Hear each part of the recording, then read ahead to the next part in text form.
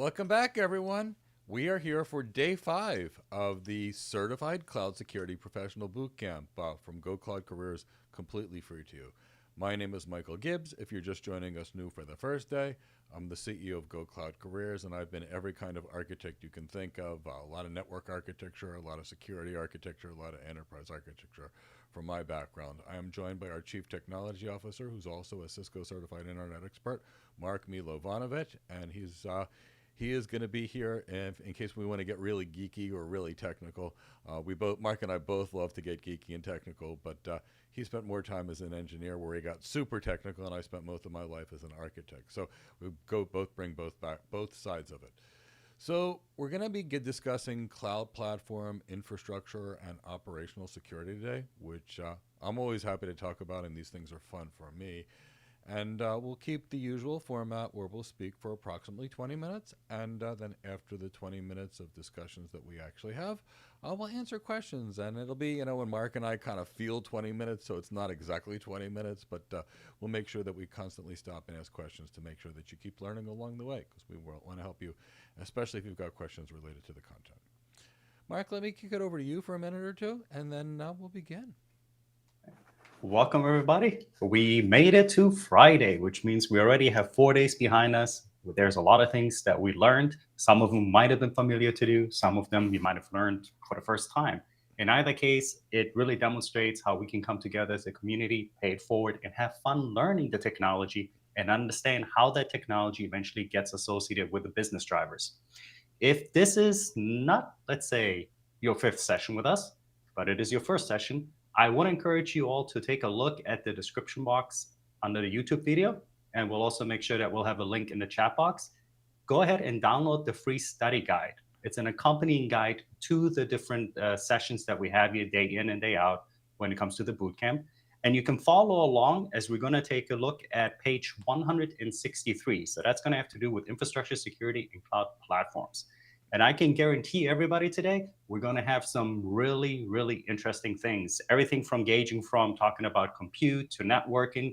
We're going to take a look at some of the security standards as well, some of them high level. We're going to talk as well about hardware-based systems as well as trusted platform modules.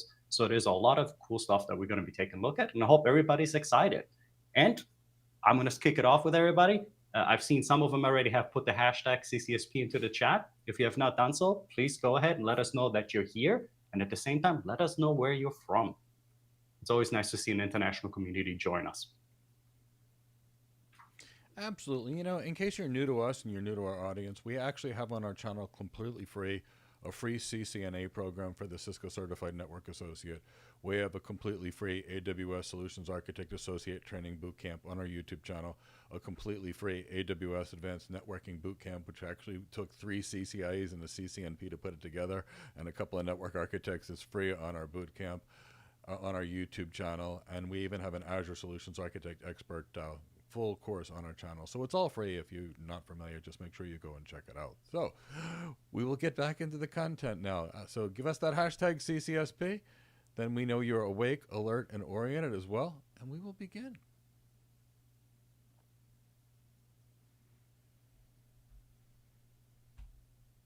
And as mentioned, make sure you get that CCSP book that we wrote for you that follows along the program. So let's talk about securing cloud platforms. The first thing we have to as security professionals, especially if you're a security professional like me who had a security background before these real clouds were out there, is we kind of have to shift our mindset on how we do things. Because in some ways, it's going to be the same thing, and in other ways, it would be different. Now, how we could expose a system to the internet and the way we would design our demilitarized one in the cloud is pretty much the same as we would do it in the data center. But there are other things in cloud computing that are a little different, so we have to change the way we think about these things. So it's the way that things are implemented versus the actual things that we're doing. So when you think about securing your platforms, you have to secure the infrastructure that you're using. So what does your infrastructure mean? It means your network or whatever virtual network you're getting in your VNet or your VPC. And that could be anything from an access control list that is going to protect a subnet to a host-based firewall or a security group that's going to protect a host. or it could be when you're connecting to the internet, that router that would go out to an internet, which you might hear called an internet gateway or something like that. Or you could have a firewall that's doing that out to the internet, both an industrial grade firewall like a Palo Alto firewall, or even something like a cloud provider's based NAT gateway, although their features and functionalities are actually very different. But we have to think about, these are the kind of things we would secure just on the network. On the servers, we'd have to make sure the BIOSes are patched, especially if it's in a private cloud. In a public cloud, they would probably do that if they find BIOS vulnerabilities. Or microcode vulnerabilities on the CPU, for example, as we had a couple years back with both AMD as well as Intel CPUs, those data center CPUs. So we could be securing those servers. It could be securing the operating systems. It's going to be securing the applications themselves. So it's going to take everything. Security is not just one thing. And anytime you hear people think it's just identity and access management, run away. That's only one component of security. So we have to secure everything. Store the management plane, because, for example, if we let go the management plane or the ownership of the account, where someone could log in as root, they could literally take the entire and all the systems down. So we've got to secure those new things, in addition to what we had to do before. Secure network traffic, secure systems, all of it. So it's all about adapting these traditional controls to the cloud. So there's that, but not only are we adapting our firewall, so instead of, say, a physical firewall from Cisco, you would get a virtual firewall from Cisco. Or instead of getting a physical load balancer from F5, you'll get a software-based virtual load balancer in the cloud provider. Now, of course, if you needed an F5 reverse proxy, you could still get it from one of the cloud providers' marketplaces. So you can still have access to this on the cloud. But again, it's going to be virtual versus the actual physical. Is anyone having a hard time hearing me? Because I noticed one or two people put that in the chat box.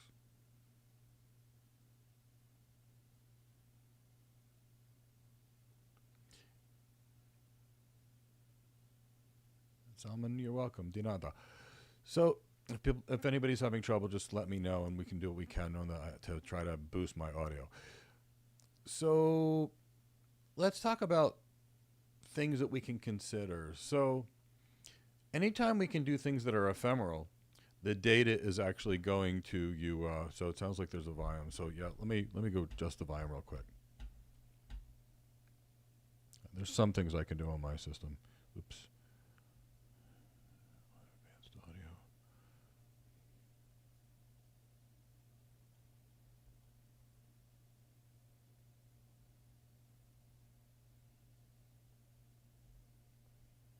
How about now? Is that a little better? If it's too much, let me know, but because I raised it 3 decibels on the production software, which should be kind of double. So if it's a little too much, let me know.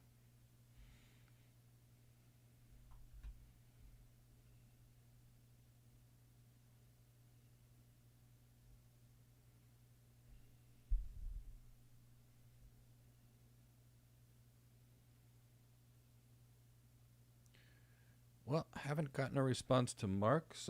Anthony King said better. Okay, so let's keep going right now, and I think we're in good shape. So when we go to the cloud, it's more about adapting it. Now, one thing to think about is if we're using ephemeral systems on the cloud, when they go away, everything is kind of gone. So that's one thing to kind of think about for whatever is hosting our systems. But what we really need to do is actually harden our systems.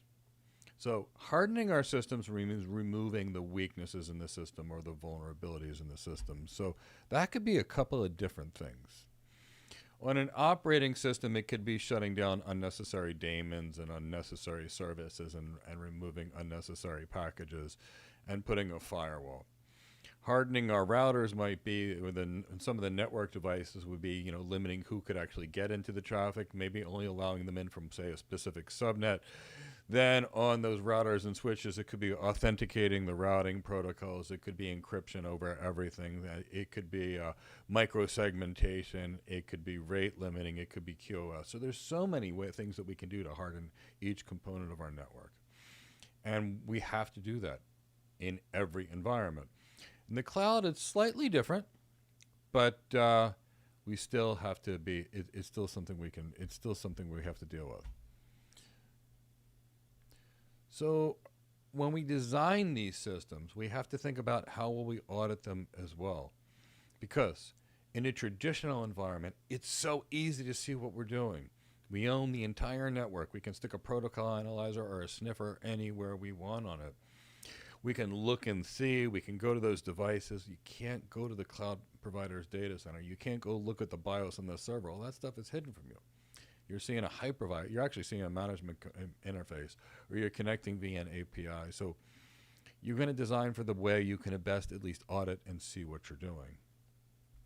So maybe you create a traffic mirroring VPC, and you send all the traffic to the VPC, and you actually can put a protocol analyzer in that. So it's workarounds to kind of get close to what we used to do, because we can't just go in there and audit it.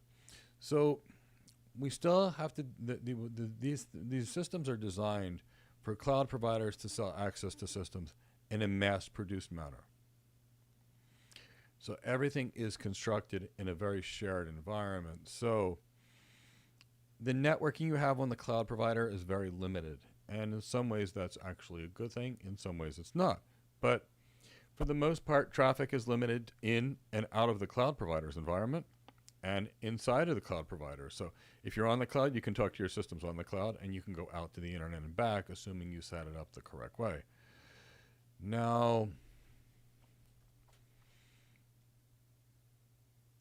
the providers themselves are designed to be large scale, and they're designed to be redundant inside of themselves, and they're designed to be to actually be available as well.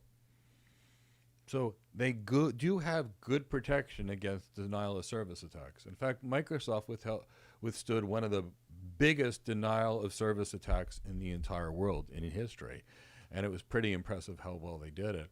Additionally, what you're looking for in these cloud providers is that they've designed their systems to be as low latency as possible. I mean, there's always going to be the latency of the wide area network, but they've done the best they can inside of their cloud to reduce latency on those systems. And they generally give you the majority of the network features that you actually need, but still lacking. But most of what you need is there in the cloud, and most of what you need is done a lot easier than in the data center. And the key component, if we're dealing with infrastructure as a service, what we have to focus on securing is our storage. We have to focus on our virtual machines. We have to focus on our firewalls. We have to focus on our containers. We have to focus on our applications. And infrastructure as a service, for the most part, we have to focus on everything. Now, we're still in a shared environment with other customers, but as long as those hypervisors do their job and there's no hypervisor attacks, we're pretty secure on the cloud. So it's shared among customers. Kind of keep that in the back of your mind. Now, the management plane we always have to secure, and that's that control plane. Think of the AWS management console, or the Google console, or the Azure console, where you go there and you click your virtual machines or your EC2 instances of your storage. That has to be secured, because if that's gotten access to, you can pretty much do anything you want. So that particular account should be secured. People should not be logging in as root. They should log in as a different user and only log in as that root account if and when they need to. Now, that root account needs to be kept under real lock and key. So it may be some heavy-duty two-factor authentication, and maybe there's even, you're even hiding the chip that does the two-factor authentication in a secure environment as well. So maybe in like a big safe inside of an office that's inside of a secure building where someone would be, that's got security around the room. So it depends on how big these cloud environments can get, but you want to be able to secure that management plane that much. Now, again, we have to think about what we have to do in that shared responsibility model versus them. So it always goes back to, is it the cloud providers? They're responsible. Is it yours? You're responsible. So underlying routers and switches, they're responsible for it. Now, if their stuff breaks, it's going to affect your services, but they're responsible for it. You're responsible for your S3 buckets, for example, in AWS, or your blob storage in Azure, or cloud storage in Google. You are responsible if you put a virtual machine out there and you don't secure that virtual machine and it gets hacked. Hopefully, you never put a Bastion host out there, but if you put a Bastion host out there and you got hacked through that Bastion host, which easily happens because most people don't build a Bastion host correctly and probably shouldn't be using it in the first place as a backdoor. But if you do something like that and you get hacked, that's your fault because you went and did that. If you didn't design the demilitarized zone for your web applications properly and you got hacked, that is your fault because that's your stuff. And that's what you're talking about in infrastructure as a service. Now, if it's one of these systems where you just upload your code and it runs, they're responsible for securing the underlying server that your serverless thing is running on, as well as securing that operating system and pretty much taking care of anything else other than your code, which you're still responsible. So we always have to think which model we're actually using. So the provider responsibilities, and I know that you're going to see this kind of stuff on the test because that's where we get into the challenge of the cloud is who's responsible for what. And why do we have so many security breaches? Because so many organizations thought if we just move to the cloud, everything's going to be secure. It's like they were taught that or believed that for some reason. And they didn't think that all the same security needs they had before they went to the cloud are the same security needs they have on the cloud, but now they have the underlying new risk. They didn't realize it. So you'll see a lot of the shared responsibility models mentioned again and again and again. And the cloud providers will want it too, because if not, the cloud providers will be getting sued every time somebody makes a mistake. And they want to keep those relationships good. They want to prevent that kind of nonsense. So that's why you'll hear so much about shared responsibility models in every vendor's training and even in vendor neutral training. But you're hoping that those cloud providers are building a redundant system. They should have lots of internet service provider connections. They should have good networks that they built. They should have good knowledge to run these networks. They really should. They should have good compute people. And they typically have some people that are very, very good. They can help them design these systems. Because when you design systems for small scale, you can make a lot of mistakes and they still work. But when you get to scale, and for the most part, I've never done anything that wasn't at scale, these big giant things. At scale, every little thing that wasn't done perfectly will fall apart. So kind of keep that in the back of your mind. So reason experts are really only masters of the fundamentals is experts are so good at the fundamentals, they don't make the mistakes other people make, which are these little simple mistakes, and each one has an impact on something else somewhere else in the system. It's that kind of thing. So that's why we always talk about fundamentals. But those are the kind of things that those cloud providers are going to have to do right to make their data centers work. But at the same time, they're designed for mass scalability. And when you go mass scalability, you lose some tunability as well. So another reason you'll be able to get more customized in your data center, your private cloud. But these cloud providers have some robust infrastructure built that they know how to run, and they know how to run it well. So if you think of the cloud provider managing the facility locations, the power coming into their systems and making sure their power works, the security, and they're going to secure their hardware components, and they're going to make sure that their cooling is right for their systems, and they make sure that their capacity is going to meet enough for their customers' commitment so that doesn't get pretty bad on a constraint perspective. They have to secure their facilities. So going back to that infrastructure as a service, trying to tie the pieces together where you basically rent a virtual data center, all that hardware stuff is theirs. All that stuff that's virtual is yours. And you're responsible for all that stuff that's virtual, as well as anytime you connect to another organization, you have to secure that as well. Because when an organization connects to another organization for business opportunities, it creates new business opportunities, but it creates new risks and new vectors for attack. Now, to try to summarize that platform as a service, for example, you upload your code and it works, and it just goes. Something like using a managed database from AWS like Amazon Aurora, or using Google Cloud Bigtable, those kind of things. They are responsible for that underlying server. They are responsible for the operating system on that server. And they are actually even responsible for the database on that server and making sure that's actually secure. In this case, The customer's responsibility is actually securing their use of that actual system. So the way it's set up, the way it's configured, the way it's used, and whatever data is stored on that system. So you can see, as you move into different service levels and different cloud service offerings, what you're responsible for changes. So in infrastructure as a service, you're responsible for it all, but you get the maximum control too. In platform as a service, where it's more code generated and you just upload code and it just sort of works, and it works on somebody's servers, but you don't know where it's working, and then all of a sudden you just get a bill. In these particular environments, you worry more about the code and your data and the identity and access management, who's allowed to access your systems and when they're getting your systems.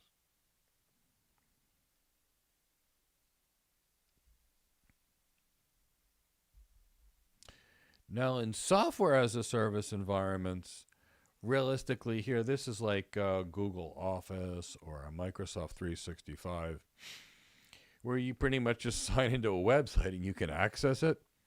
Here, the provider bears most of the security brunt because it's their servers, they're storing your data, they're exposing those servers to the internet, so they're responsible for all of that security, all of it, to secure the environment, the infrastructure behind it. Now, when you deal with a Microsoft Office 365 or a Google Office or any SaaS environment, you have to determine who you delegate access to, which is you.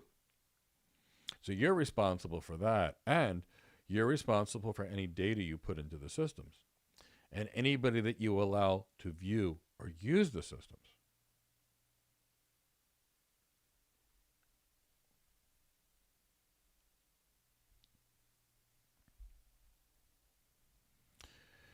Now, the communications infrastructure, we're going to need to be able to use packet filters. We're going to have to be able to control traffic based upon ports and protocols. We're going to have to manage inbound and outbound traffic with different rules. And we're going to be dealing with firewalls that are typically stateful. So I'll talk a little bit about traffic inspection. Let me just briefly introduce the concept of a firewall. And we'll actually talk about various firewalls. When we talk about firewalls, we'll talk about old school firewalls, and we'll talk about next generation firewalls. And we'll actually talk, if you want, actually I think I should do it, of the difference between the cloud provider's native firewall capabilities versus what you can get by using an enterprise grade commercial firewall in general. So let's talk about the way firewalls work. Let me just bear with me to set up an environment. I usually have a computer user that I like to use as a computer user. We'll use her today. So let's say we've got, bear with me.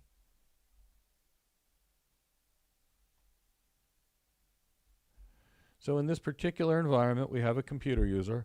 Her name is Cindy. Cindy absolutely loves tuna.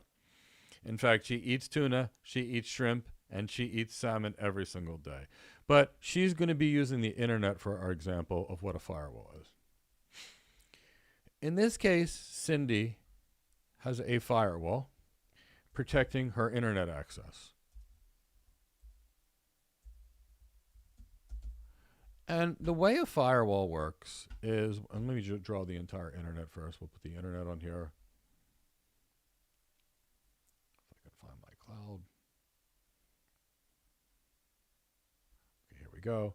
We'll put the internet on here, and then we'll put a web server.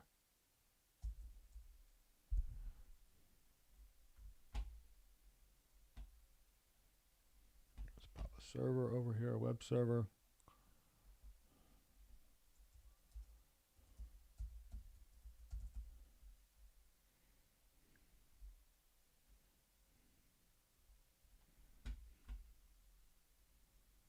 Okay, so in this particular case, the web server is going to be on the internet. Let's draw a little connection from the web server to the internet. Let's draw a little connection between the internet and my firewall, which is doing routing out to the internet. And here we have my cat. So my cat loves to get tuna, and she actually has our own Macintosh, and she goes to a computer, and she wants to go to the internet. So there's this web server where there's this company that sells all fancy fish and seafood from Nepetamos, Greece, and that's where Cindy likes to go. So Cindy goes to her browser and she types that www, world's greatest tuna, scallops, salmon, and every other good thing you'd ever want from Nepetamos, Greece. We don't have salmon in Nepetamos, Greece, but we have pretty much everything else over there. So she goes to the internet, and her message goes through the internet, through the firewall to the internet, and it hits the web server. And the web server basically says, okay, Cindy's PC, I acknowledge the message you sent to me. I'm going to actually send or open a connection back to you. And when the web server answers Cindy, the response from the web server is allowed through the firewall back to Cindy. So Cindy goes out to the internet. As soon as the message hits the firewall creates a table or state that says, Cindy's going out to the internet. And when the web server responds, the firewall knows that the web server is keeping track of Cindy's response. And what enables this to happen is the firewall is doing what is called keeping track of state. So what makes a firewall stateful is it keeps track of the traffic that went outbound, and then it enables the return traffic to come back. And what's really being captured by the firewall is the source and destination IP address, the protocols, the port numbers, and sequence numbers of messages and things that are going to be set in the TCP protocol. So that's the way a stateful firewall works. Now, and all firewalls do this, whether it's going to be a security group in AWS, whether it's an AWS WAF firewall, whether it's a next generation firewall, all firewalls do this. So that's the way any firewall would work. Now, what's different about the next generation firewalls that we'll talk about versus cloud provider firewalls are this. Normally speaking, the cloud provider firewalls do exactly everything we're talking about, just like next generation firewalls. The cloud provider firewalls can also recognize some attack patterns that aren't supposed to be there, and it will block the attack. But then again, all firewalls will do that.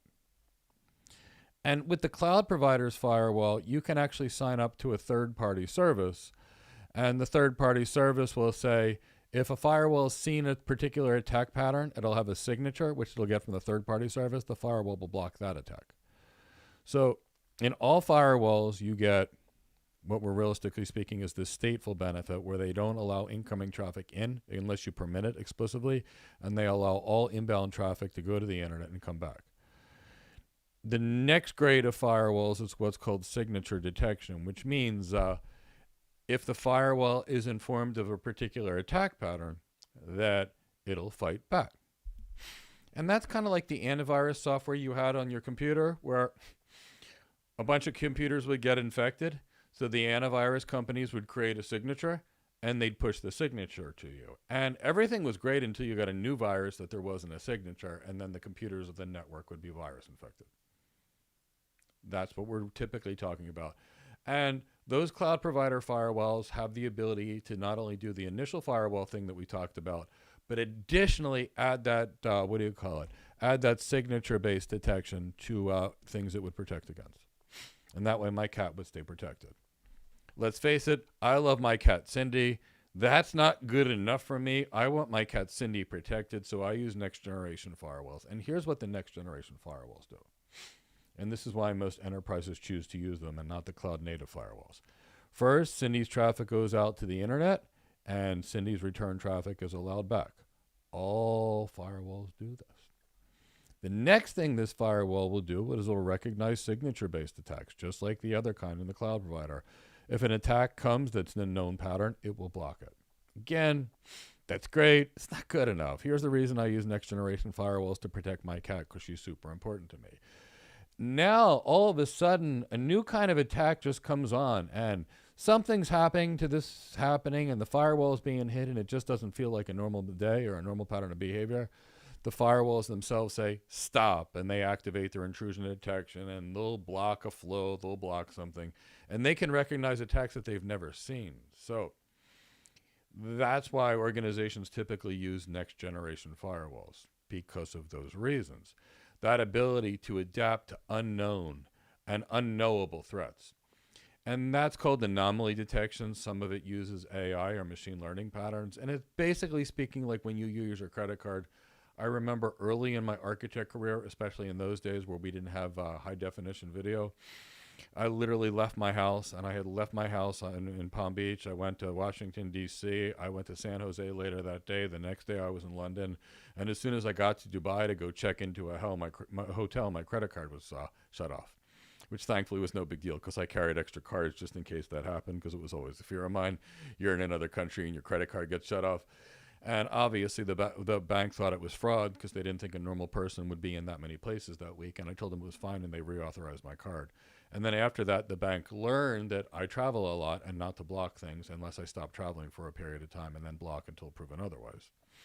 So that kind of detection that we're using in the modern world, modern firewalls do. So I hope that makes sense. Now, we will also talk about an access list at some point, or a packet filter, so I might as well draw it.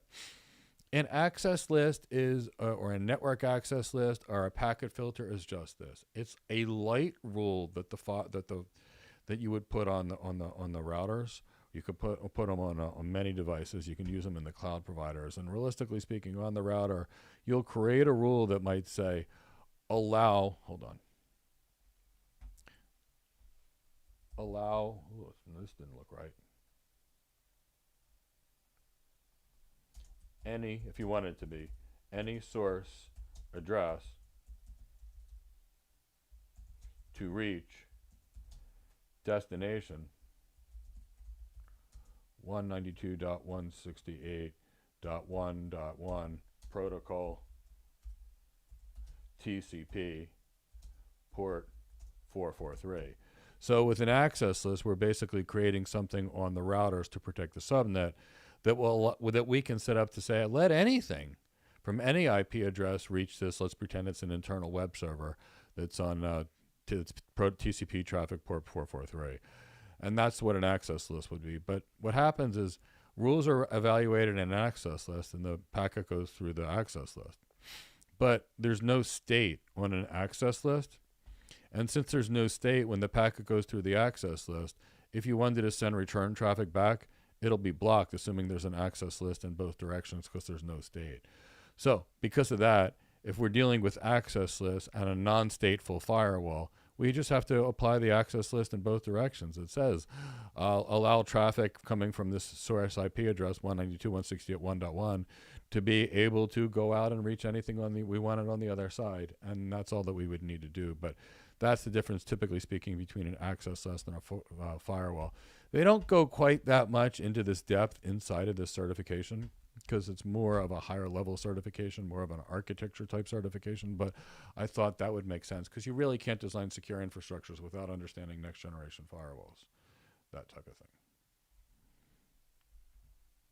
So I'll briefly touch some network security groups or security groups. And what they are is they are virtual firewalls in the cloud environment, and they're typically designed to protect a host. At least in AWS, an access control list protects a subnet, and a security group protects a host. Not all cloud providers are so definitive, but security groups and network security groups are basically virtual firewalls in a cloud environment that will protect one area from another. And with that, we can use some network security. So I think it's probably been a little more than 20 minutes. So Mark and I probably should take questions.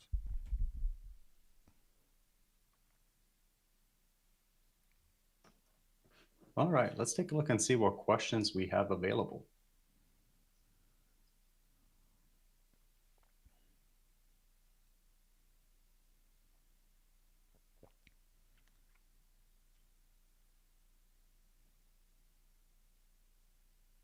So question from Claudia. They're wondering, from a CCSP standpoint, how would you go about integrating an, I'm assuming you meant OIT, SCADA environment with cloud or SaaS services? Honestly, Claudia, I have never had to do something like that. I'm not 100% sure.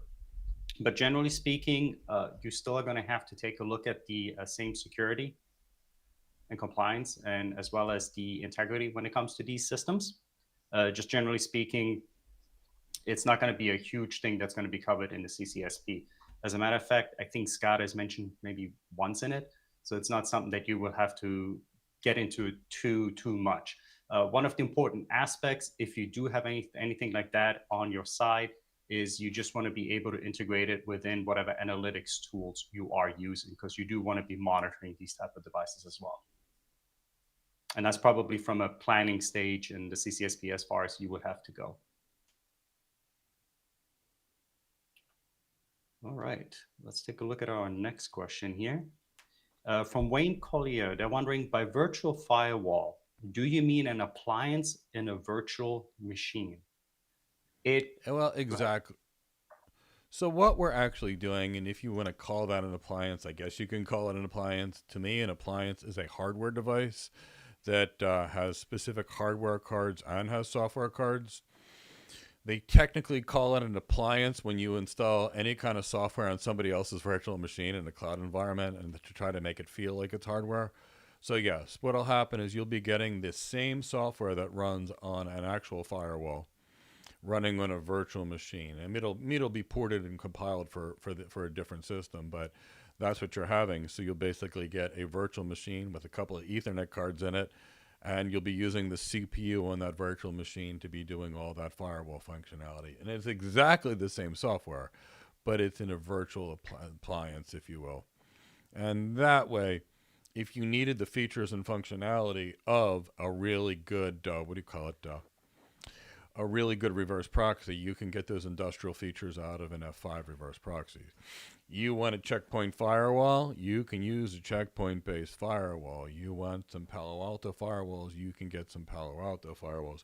Because we can't go to their data center and literally pop in the real firewalls we want to use. It's the closest way we can do it. But yes, absolutely agree with you that it's just an appliance in a virtual machine. Yeah.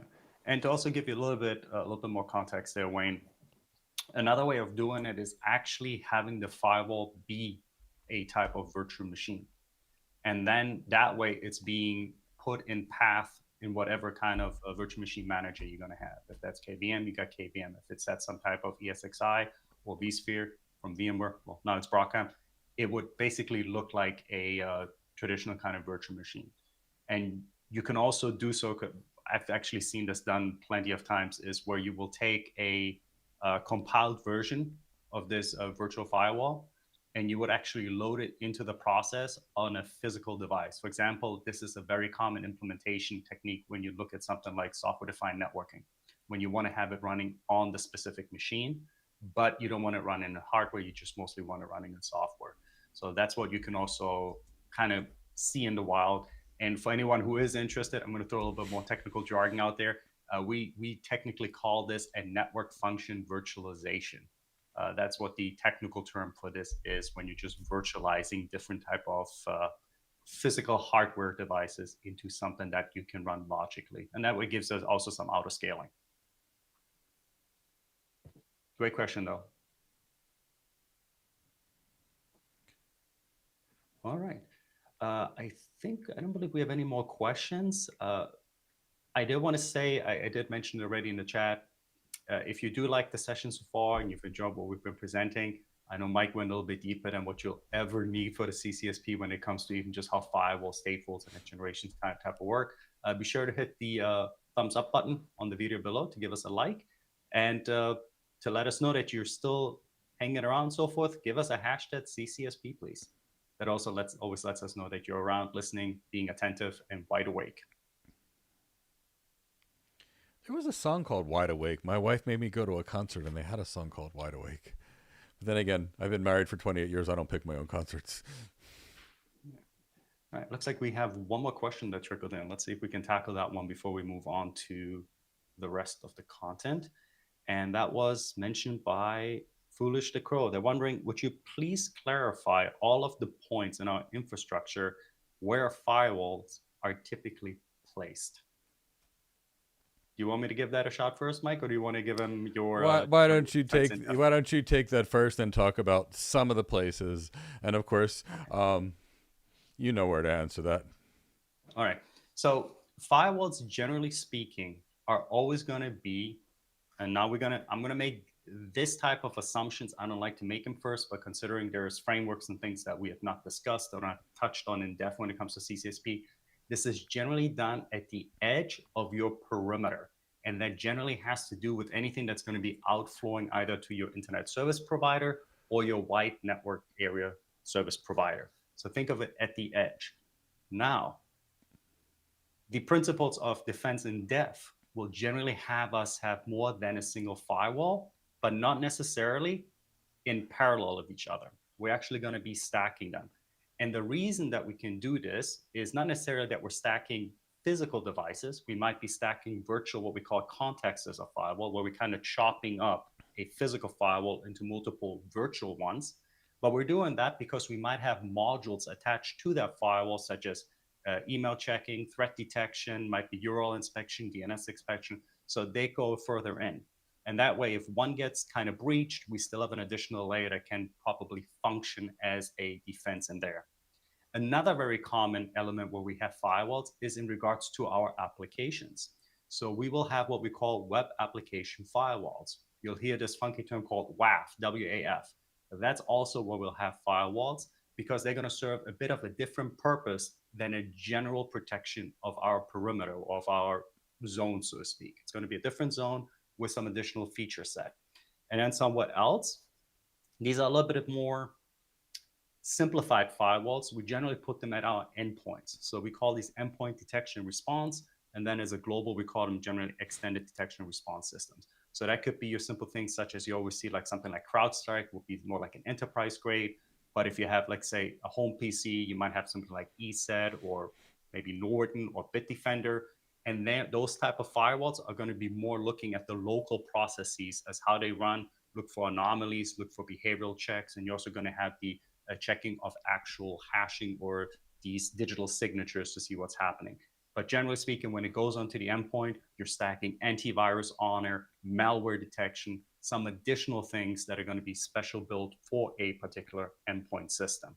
And then, of course, depending on if you, let's say, have particular routers in your environment as well, you can also run a little bit of what I call, it's not a next generation firewall. You could run it depending on what router vendor you have. Cisco has a very good stack of security that you can run on their iOS XE platform. But generally what you're looking for is zone-based firewalls, where you're taking the firewall and you're dividing it up in zones such as this could be my DMZ, this could be my internal network, this could be for my third-party vendor to log in, things like that. Or if you have e-commerce, you might say, this is my e-commerce edge, and kind of just subdivide them into boundaries. So that would be an alternative as well, where you can set up a some type of firewall.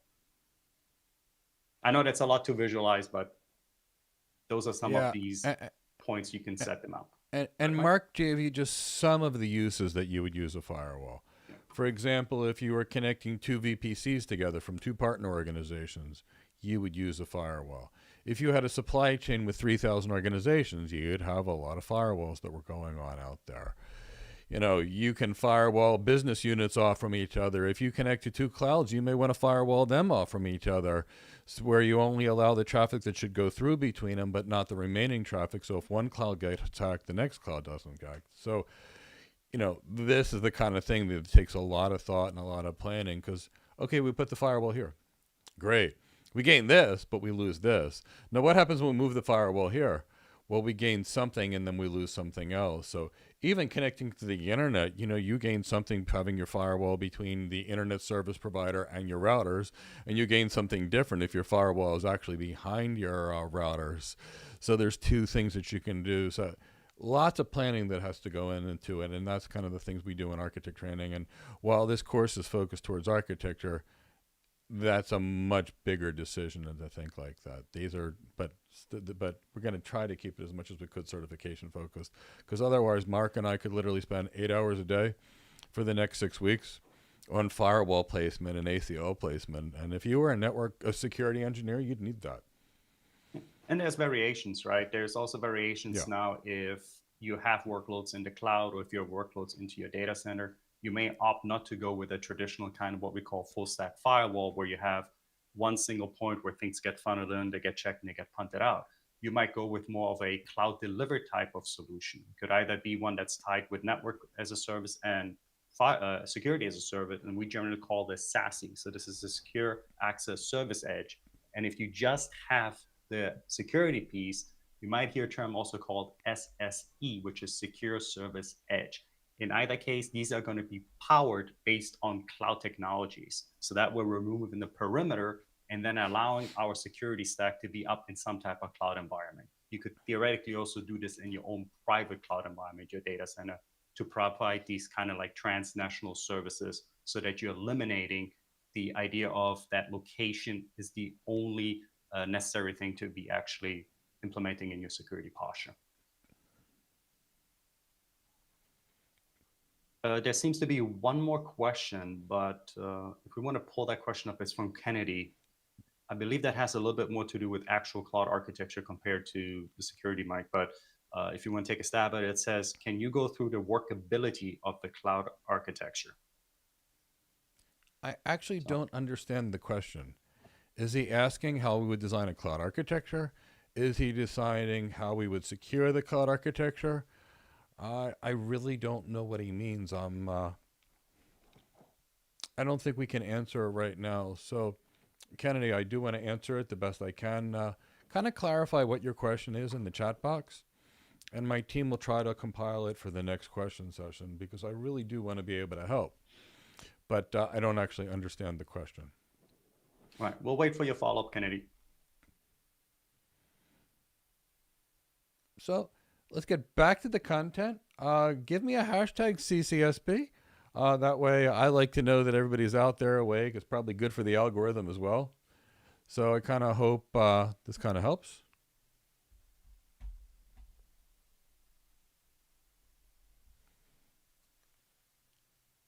So when it comes to securing your communications and your infrastructure, you have to determine what kind of traffic you should actually you should be allowing through and out. But you also may want to see what's going on. So we want to be able to monitor traffic whenever possible. In the data center, it's easy. We can put our sniffers anywhere we want. We can put span ports on a switch, which mirror all traffic in a VLAN. We can have one on the way to the internet. It gets very, very easy. But it gets much harder in the cloud. Some of the cloud providers have a way to mirror certain types of VPC traffic, so you can use a protocol analyzer. AWS calls it, for example, VPC traffic mirroring. There are times where people, what they will do is they will make a traffic inspection VPC, and what that really is they have all their traffic, and then they send it to another VPC, and inside of that VPC, they have a protocol analyzer, and then they send it to either the rest of the VPCs internally, and it gets routed internally, or it gets sent to the internet based upon whether they're going north, south, or east, west. There's people that do these types of transit VPCs and secure things in there. Now, in some cases, you have to pay to go from VPC to VPC. So that basically actually means how you would leave how you would leave your VPC. You would send your traffic to another VPC, most likely pay charges from VPC to VPC just to monitor your traffic to the rest of its network. So it could get fairly costly, but there's that way because we may not have these direct packet capture tools like we normally do.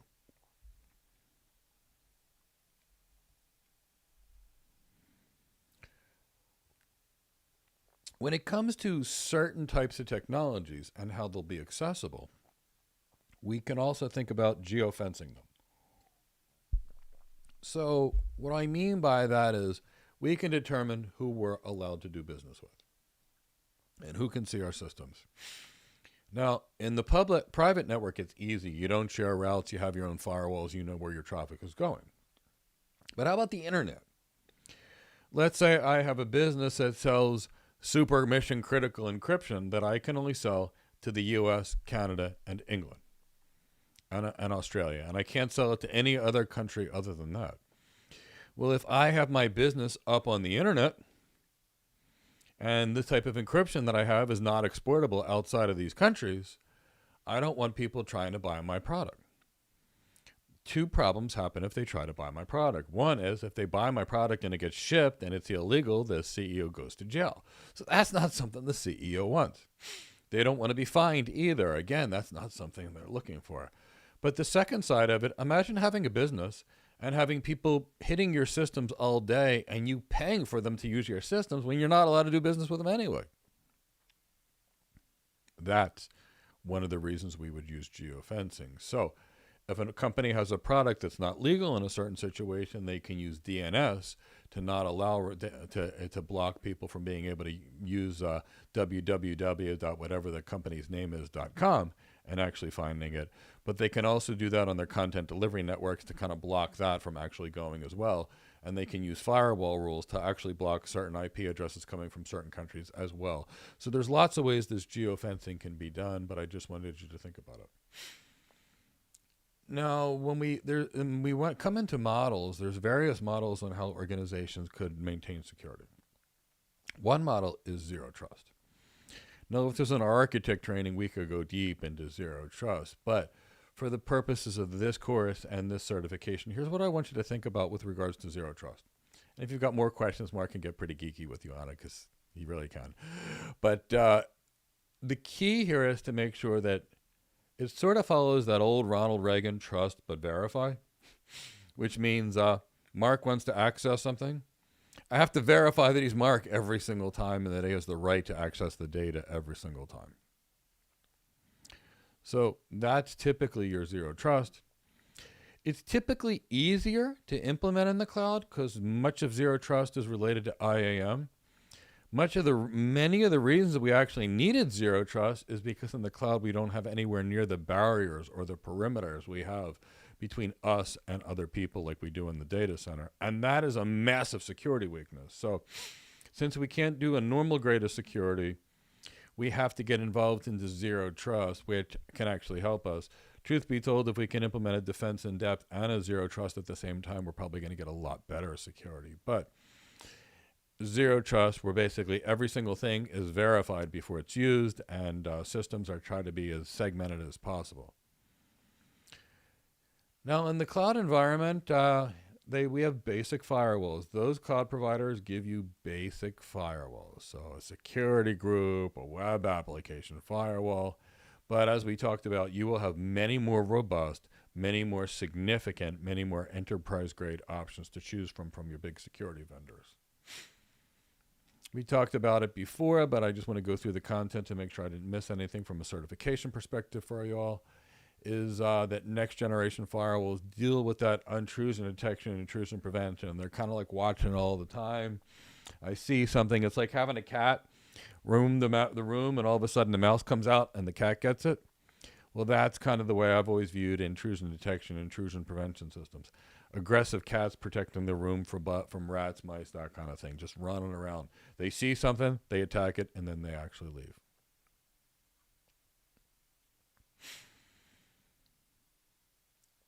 And again, any firewall allows outbound traffic out and return traffic back, and it blocks all inbound traffic by default unless you actually permit it. Now, in the cloud, we might use lots of firewalls in a lot of different places. Many of the systems in the cloud are ephemeral, meaning they come and they go. And with that, our firewall rules may have to adapt to changes in the infrastructure. Because if all of a sudden we're not permitting access to a subnet and we now have systems on that subnet, well, we blocked access to ourselves. So there's going to be lots of things that we need to do. Things get a lot easier when we use load balancers and single IP addresses that aren't going to change other than the servers behind them. That usually makes life a lot easier for some of these firewall rules. It makes it scale better. And I mentioned we have firewall-like technology like a packet filter, like an access list. And to me, an access list exists on a router. To Windows people, an access list could be read, write, execute permissions. So I think AWS, when they called it a network access list, they were pretty specific in that it was a packet filter and what it is. So just remember, it's just a basic packet filter like an access list you find on a router. Now, when we're talking about security appliances, one of the things we'll talk about is intrusion detection and intrusion prevention systems. Now, next generation firewalls have this integrated IDS, IPS, but we still might use separate intrusion detection and intrusion prevention systems because different intrusion prevention and detection systems work differently than others. So if we happen to miss something with the Palo Alto system, maybe a checkpoint system catches it, or maybe another person's system catches it. And likewise, it could be reversed for a different pattern of behavior. So we may also have a different intrusion detection and intrusion prevention systems on our systems because we get logs from our firewalls, logs from our IDS IPS system, logs from other devices to feed into our SIEM systems to give us a better prediction as to what's going on security-wise. So those kinds of things are what we're kind of talking about. Now let's be specific between intrusion detection systems versus intrusion prevention systems versus systems that do both. Many years ago, I remember when intrusion detection systems first came out. And the joke in the industry was, you got a message, you're being hacked, you're being hacked, you're being hacked, you're being hacked. Now, it didn't fix it for you, but you got told, hey, you're being hacked. And I remember when that was, honestly, a very sophisticated advancement. I mean, right now, it takes often companies 2 months or more to even know they're actually hacked. So a device that said, hey, you've been hacked, it's kind of a good thing. And those were those intrusion detection systems. And they still exist, but they give you good logs, and they still give you some information. Then came intrusion prevention systems. So they were detecting the attacks that could be there, and they could say, hey, I can kind of stop this attack. I can write an access list on demand. I can block this kind of thing. And it was actually similar to the intrusion detection systems, but then it became the intrusion detection, intrusion prevention systems. Hey, somebody's trying to hack me. Stop. I'm trying to hack. Stop. And that's that intrusion detection, intrusion prevention. And next generation firewalls, that's really what separates them from those internal cloud provider firewalls as a rule. That's that ability to be adaptive in nature. But having the intrusion detection, intrusion prevention systems as another layer may also be beneficial to a business depending upon their security needs. Now we're going to talk about the concept of a honeypot. When I hear Honey the Pot, I think Winnie the Pooh. But what it really is, and the whole point of here, is to create something that looks really good and attractive for hackers. So they can be focused on trying to hack this little honeypot. It's a dummy machine out there. It's got something that looks like it's valuable data, but it's all fake data. And it's configured to look like the production environment. This gives us an ability to kind of detect hackers, kind of find the way they're trying to attack us, and learn from them. And then what security teams are is they'll notice people are actually accessing the honeypot, and they'll try to figure out what's going on, catch their IP address, block their IP addresses other places. So it can potentially help security a lot in a production environment. Now, they need a public IP address. So if you're going to use it in the cloud, you're going to have to pay for that address, but it's not that big of a deal to pay for an IP address. But you're now paying for the system, so the companies will have to think about, are the benefits gleaned from a honeypot worth it for our perspective and for our cost? And the answer is, it depends. But in many cases, it does. So now we need to talk about vulnerability assessment tools. And we have to talk about it in the context of cloud proprietary and non-cloud proprietary. So all the cloud providers are going to give us native tools. So with AWS, we can run Amazon Inspector. And that's going to look at our systems, and it'll tell us what it thinks are our vulnerabilities, what have you. Microsoft's got Azure Defender. It's kind of like the thing on your computer that kind of tells you whether your stuff is good or not. Hey, you're safe. Your computer tells you you're safe, but you get hacked anyway. So these are vulnerability tools. They are there to provide a list of vulnerabilities or system weaknesses that you can fix. They are not perfect. They are a helpful tool. Now, imagine getting something from AWS, Amazon's Inspector, and something from Azure Defender, getting something from Google's thing, and having your traces from your Nutanix data center. Does that seem like a feasible, great option? Probably not. So now we go to third-party tools, and we can get these third-party tools in the cloud provider's marketplace. And these are tools that we can use across our clouds. So we can pull our system from AWS and Google and Azure and OpenStack and Nutanix, and now we can see what's really going on holistically. So you got to think about that. Cloud proprietary tools are tools that will run on all of our clouds. So when an organization thinks about what tools they're going to use to scan their systems for vulnerabilities, we have to think about the network location and the visibility to the hosts. So where is these systems going to be? Will the host know they even exist? What are they doing? Then we have to think about the security of whatever vulnerability you're scanning, because we're going to have to put it in a place where they can reach our systems, potentially in the same subnet, or somewhere in the systems with good routing to where we're able to go and make sure our ACLs allow our vulnerability assessment tools to do their vulnerability scanning. And I want you to think about that. If we put a vulnerability scanning tool inside of a subnet and we're on that subnet, guess what? We don't have to open any holes in any ACLs between other subnets, so we can test in a more secure manner. But how challenging is it going to be to put a virtual machine in every single subnet you have when you have 300 subnets or 400 subnets? So there's always a way to architect this testing, and that's going to be based upon the criticality of the security needs and how much you need to lock down between subnet to subnet. But some considerations to think about when you do these, and this exam is more on considerations because it's more on getting you what to think about so you can think about how to plan these things. At least think about ephemeral systems, or could you come up with an infrastructure as code thing where you launch a Terraform script, it launches these scanners, it runs these scanners, you save the data somewhere else, and then you close these scanners. Could that be done? Could you do it on spot instances or ephemeral instances or something that are cheaper? Maybe. So, think about that. And it's the kind of thing that organizations should do constantly. They should be constantly scanning their systems. They should be constantly scanning their new code.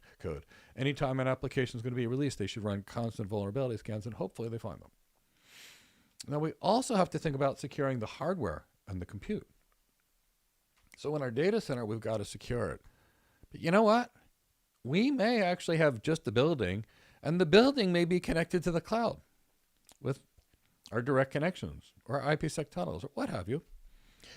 What if you have a building and they leave the router easily exposed that's connecting to the cloud, and Billy Bob plugs in his cable in the router?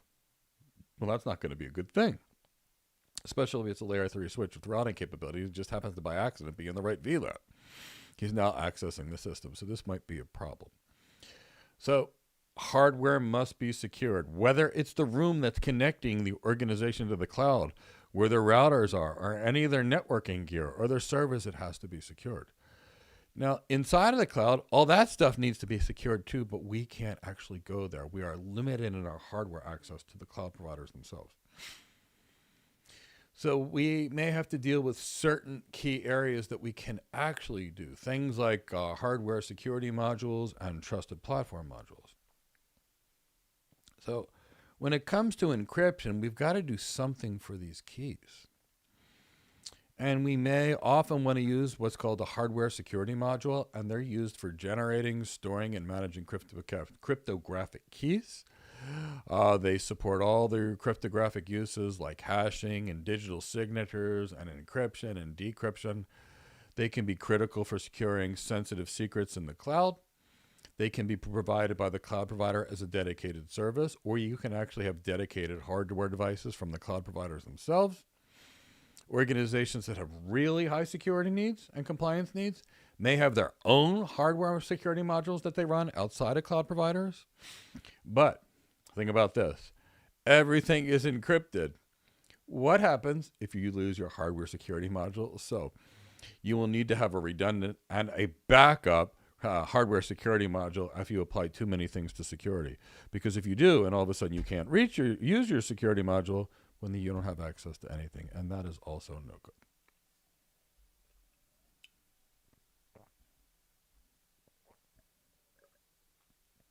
good. A little bit about securing hardware key management systems.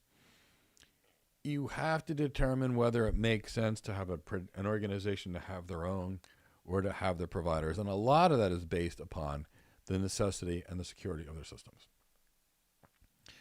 Now we're going to talk about trusted platform modules, and this is more about securing the hardware of the servers. So hardware devices are going to be used to secure, store, and manage cryptographic keys. And we're going to have applications like disk encryption or trusted boot, or it's going to have to check the hardware to make sure the hardware is valid, or we're going to have some form of password management. And in our data center, this is going to be very common. We want to make sure our servers only come up and people aren't playing with the servers. This becomes less in a cloud environment because the servers are typically virtualized and we don't see this kind of hardware. But it can actually help with certain devices, and it's more relevant in software-related trust and platform modules, especially related to Internet of Things devices. But, we're going to have that in our data center. We're going to have less of it in the cloud. But whether it's hardware security modules or trusted platform modules, either way, these type of tools are going to be very valuable for cloud security practitioners. And knowledge of how attackers might actually target these cryptographic systems is going to be essential with regards to how you're going to protect these systems. So at least for the exam, at least for knowledge, you really need to have some understanding of the role and the functionality of these hardware security modules and trusted platform modules and how they actually fit. Now, we also aren't about just securing our network. And I talked about access control lists, I talked about firewalls, I talked about next generation firewalls, IDS, IPS systems. We also have to make sure that our software is secure. And that is the way the software is actually done. So is there management of the software that needs to be done? Does the software need to be updated, for example? Do we need to monitor certain things? So let's talk about code-defined infrastructures, like infrastructure as code, like Terraform, for example. When we have code-defined infrastructures for a business, it's not going to be just dealing with this stuff. It's going to be open source third parties. It's going to be things that are pulled potentially from Git. So we have to be very careful about where the code is coming from and how we're actually maintaining any type of code-defined infrastructure. It's going to be a continuous challenge to validate any kind of open source and third-party software. So testing, evaluation of the code, planning, long before things get to production. When it comes to third parties, businesses really need to focus on the fit. And are third-party software products and other providers' updates appropriate? So organizations need to evaluate the organization's notification practices. So many organizations allowed CrowdStrike to update systems in their cloud. And CrowdStrike made a mistake, and that was a problem. So should organizations let somebody else push code to your devices without you testing them? Probably not. Although sometimes under ultra high security risk, you might have to do something that you don't have to test. So again, it's going to be a weigh all the factors and make a decision after evaluating all trade-offs. But we should look at how organizations push code.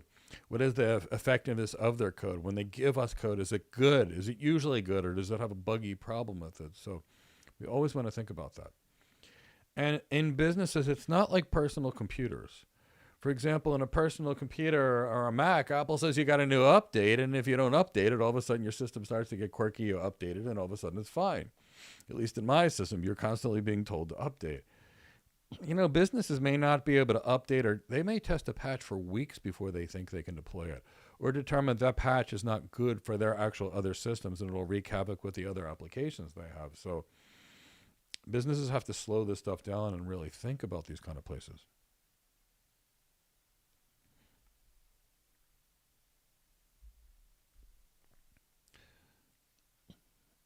So we have to think about configuration requirements and what the implications of it.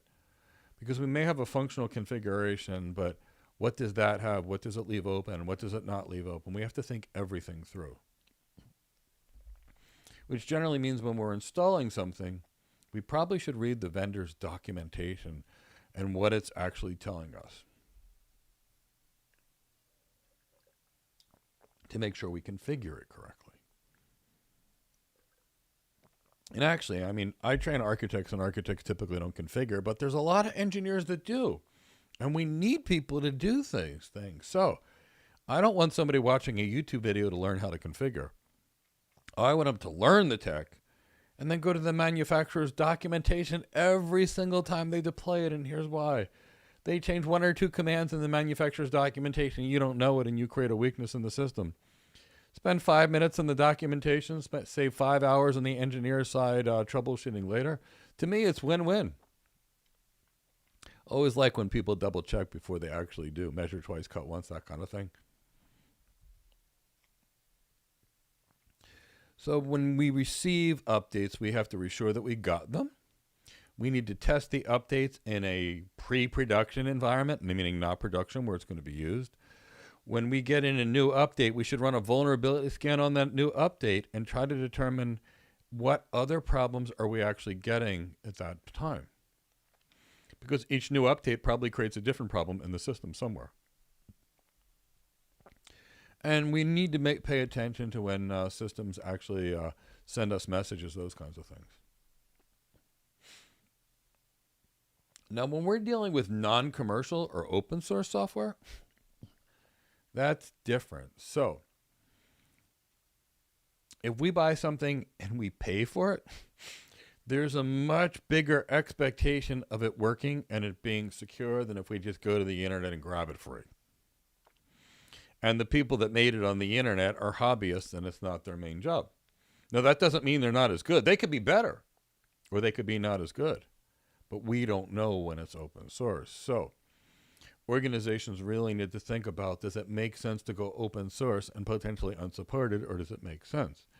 And that's why you see companies like Red Hat Enterprise Linux, because people want the stability of Linux, but they want to be able to call someone when it actually breaks. And they want to have people that can provide the expertise that are necessary to design it properly. So that's why we have things like Enterprise Linux, and that's why we have paid databases as well. We also have open source databases where we've got organizations that provide commercial support on it, and that's great too. But organizations will have to say, is it worth trying to figure out how to use this open source thing and get the most out of it? Or is it worth using something that's commercial that I can call someone with, that there's a wide variety of knowledge? Because that all goes into total cost of ownership.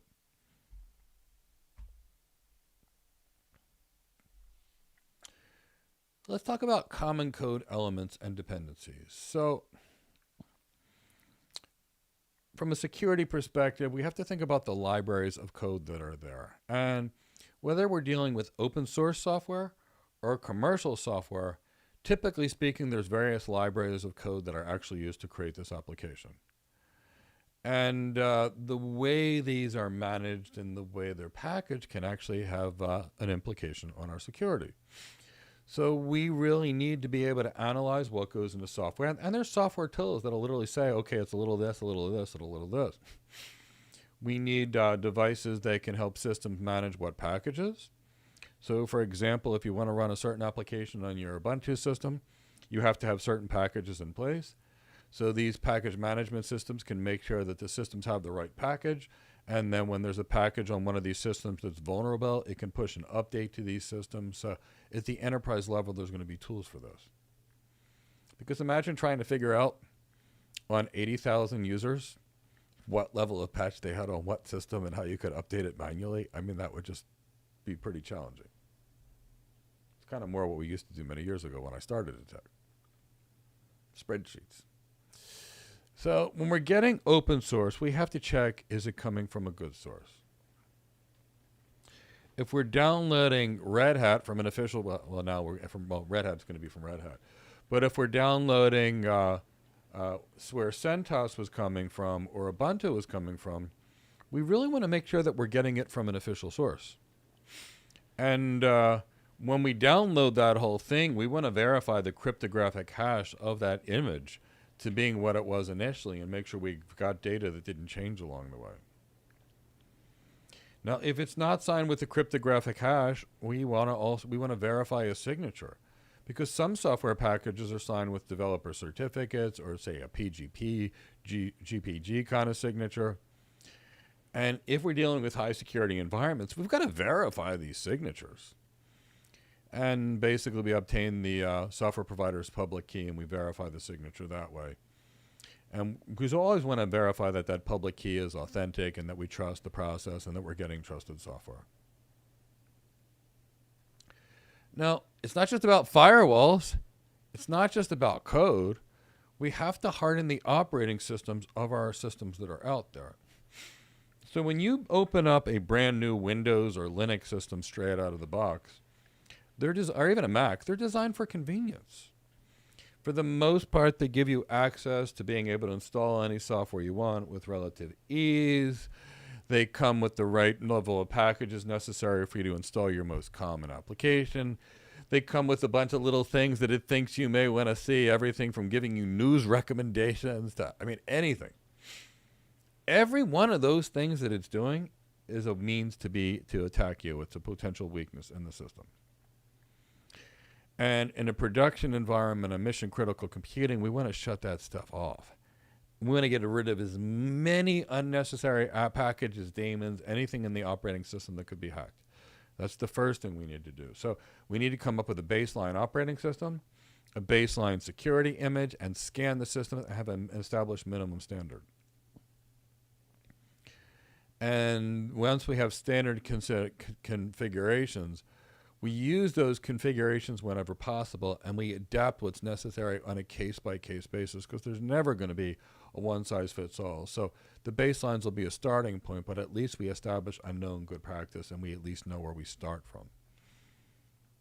We also want to monitor our operating systems. So we have to make sure that it's configured properly, that it can be restored to whatever desired configuration should anything happen or somebody make a change if we need to. We need to be able to make sure changes are applied that are based upon the organization's needs. And if a change is made or an alert is there, we need to be able to respond to it.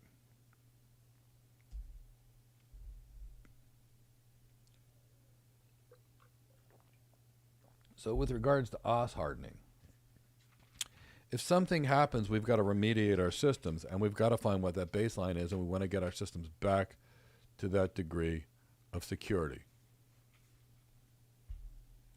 And that means if we've got something, we need to patch it, we patch it. If we notice something, we have to clean it. So it's getting ourselves back to where we need to be. So let's take a break here before we get into managing of virtual systems. There may be some questions.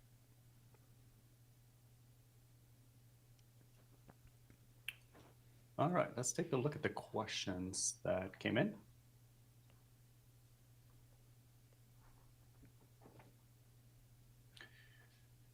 From Scooby, during architecture training, it seems really smart to study for the CCSP in the most successful method.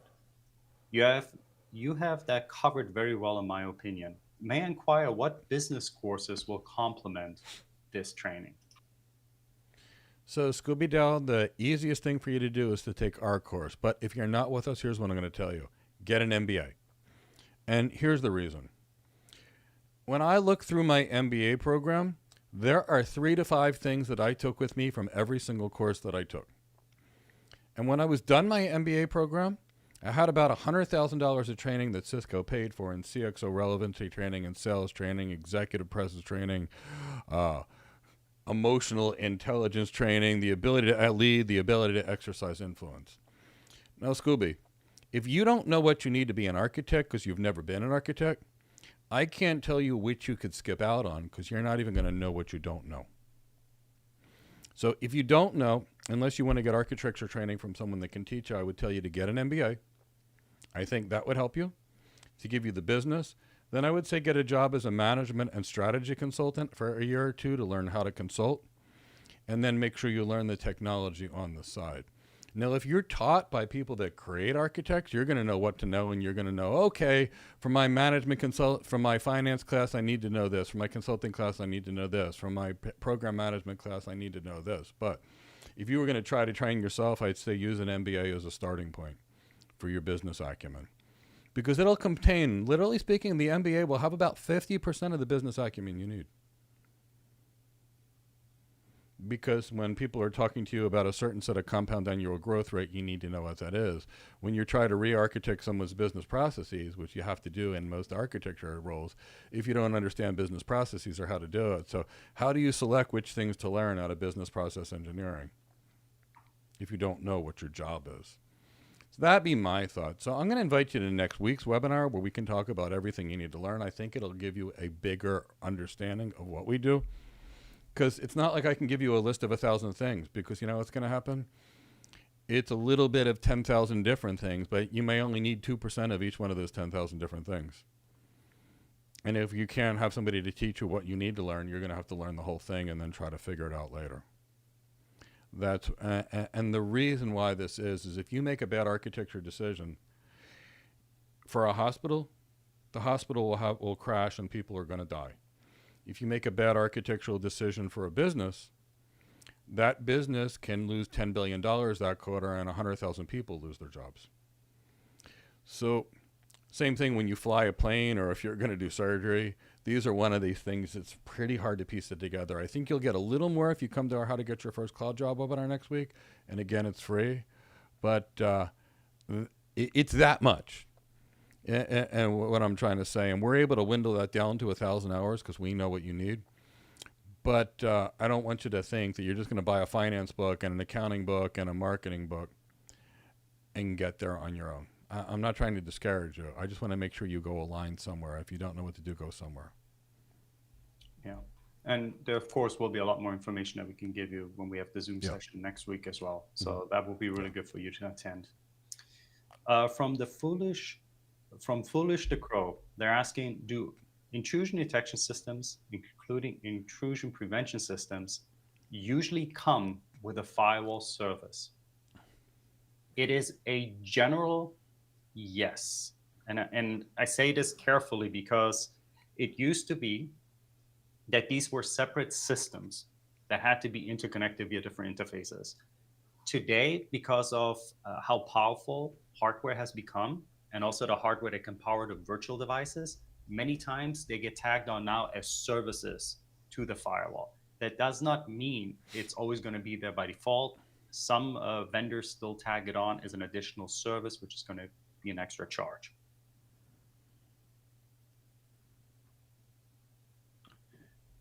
And a question from Kennedy. Okay, sounds like he's following up from earlier. He's saying, I'm talking about the traffic flow that necessitates the cloud security.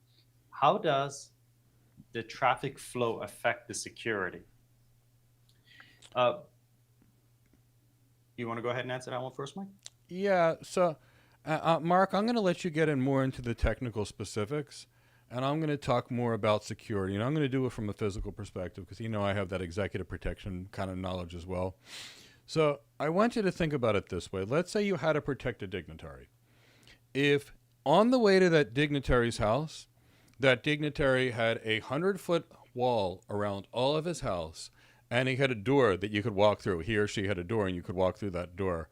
The only thing that you would need to protect as a primary thing would be that front door, because everything else would be blocked off.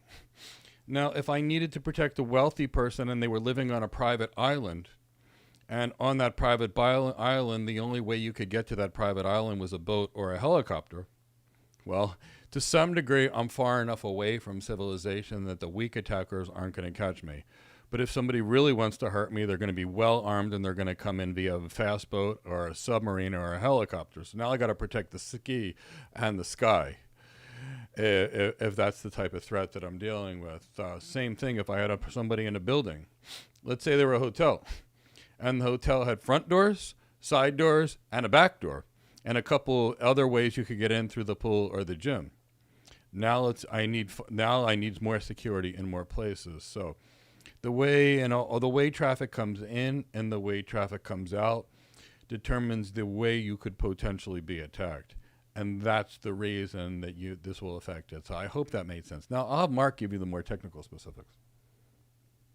The more technical specific is it's business driven. That's actually the more technical one. But what I mean with that is, let's say you don't have a cloud environment. For some reason, your business just doesn't need it.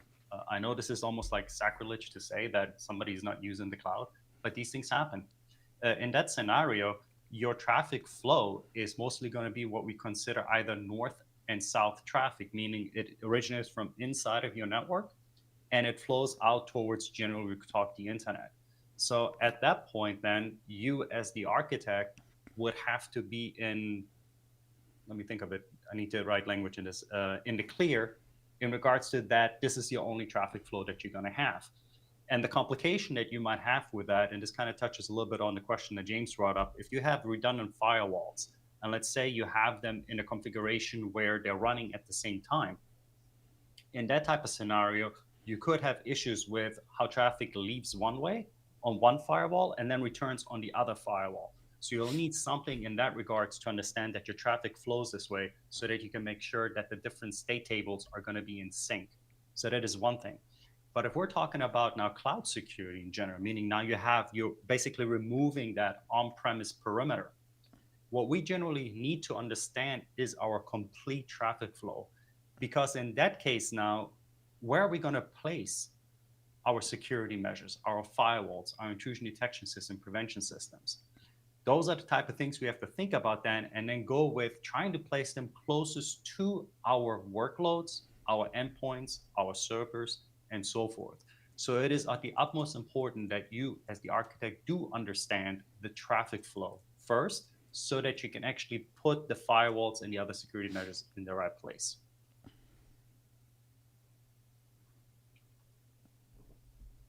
And let's take a look at what other questions we have. Very good questions, everyone. Really enjoying them so far. All right, so Python is asking, is geofencing the same concept as CloudFront geo-restriction?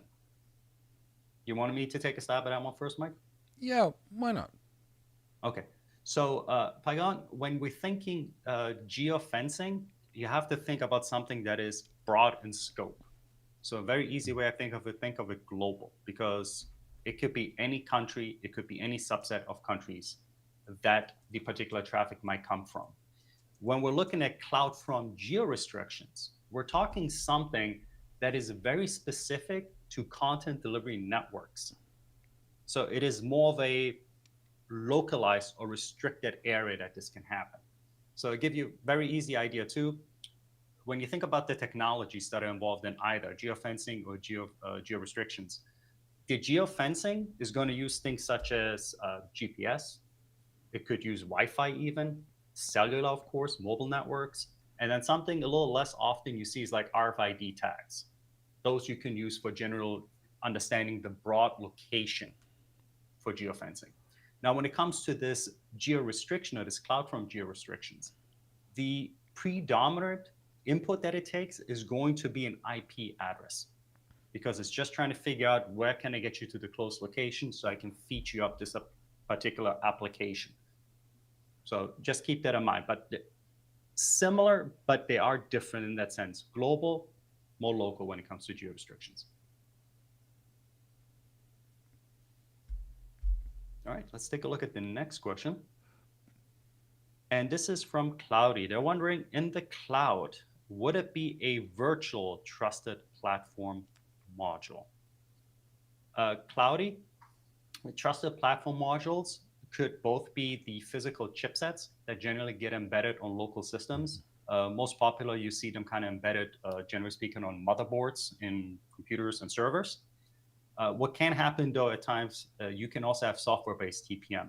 What you're specifically, though, referring to is going to be more associated when we think about something like a virtual machine.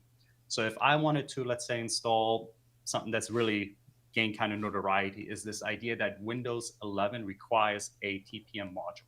So if you wanted to install a copy of Windows 11 on one of the hypervisors, so it could be something like KVM, it could be VMware ESXi, it could be even Workstation and things like that, they need a way of virtualizing the particular trusted platform module so that they can create those encryption keys and store them. That's where generally the virtual TPM comes into.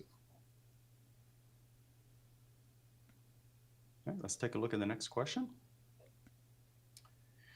So this is Brian. They're wondering if you can explain the concept of honeypot a little bit more.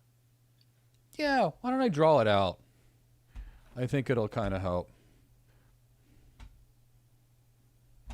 So here's realistically speaking what we have a honeypot.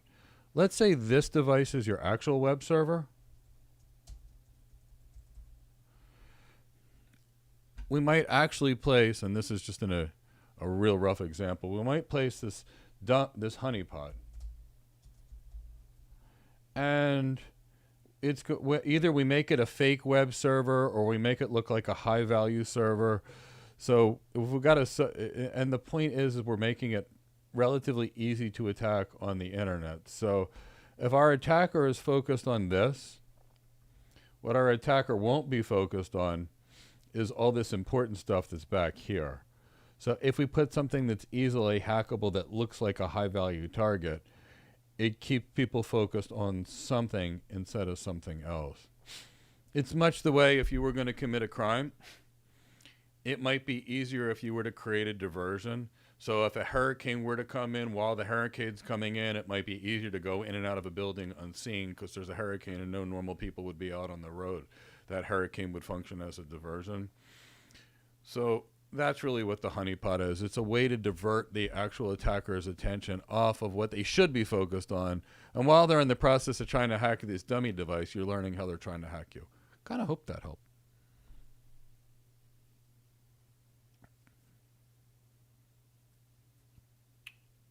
Fantastic. All right, let's take, and just let me add this one thing when it comes to the honeypots.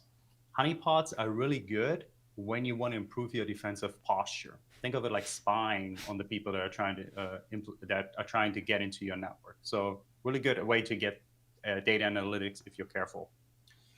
From Yasel, they're wondering, when designing a DMZ, a demilitarized zone, is it a good approach to place public resources in a private subnet and then let them access the internet through something like network address translation gateway? What would be your approach, sir? You want to give him your take? You actually can't do this, and I'll explain to you why. So you're actually going to have to do it slightly differently, and then I'll draw out a demilitarized zone. So let's say you had a NAT gateway, just for argument's sake. I want you to see this. What the NAT gateway is doing is going to be something called port address translation. And here's where you might use something like a NAT gateway. So if I've got all these users that are in a particular area. Mike, are you sharing your screen? Oh, I need to be, thank you. So in this particular case, here we've got a NAT gateway. And we've got a bunch of servers sitting behind the NAT gateway. The NAT gateway will have a single public IP address, just a single one. And it's going to be called, I'm going to call it P, because I don't want to use somebody's real one. And when any of these devices go to the internet, and this can be hundreds of them, they all go to the internet and they actually share P's address. So, but they use something called port address translation. So if the address would be, let's just say 1.2.3.4, it'll come out :2024. And then the next address might come out 1.2.3.4 :2025. And what happens is this enables these devices to actually go to the internet, private devices, and then their traffic to come back. It'll allow the return traffic, but the problem is you'll never be able to reach them ever because the NAT gateway is hiding their IP address. So that can never work. So the way you would use this is you would have an internet connection, for example. Let's say this is the internet. And for our purposes, traffic is going to go this way. But if this is the internet, what you would do is you would have a firewall. And the point of the firewall is that it will block all, and the head of the firewall will need a public IP address. This firewall is going to block all traffic unless you permit it. So what you would typically do is off of the firewall, you would create another subnet called your demilitarized zone. And what you would have is you would have the firewall only allow whatever traffic you destine to the demilitarized zone. So, and I'm going to show this at a high level. If we were going to design this for a heavy security architecture, we'd get much deeper. So if this is my DMZ subnet,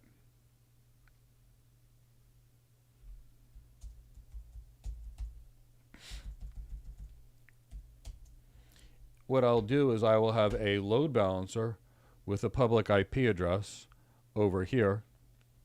That's a load balancer. That's a public IP address on the load balancer. I will have virtual machines, for example, in a private subnet.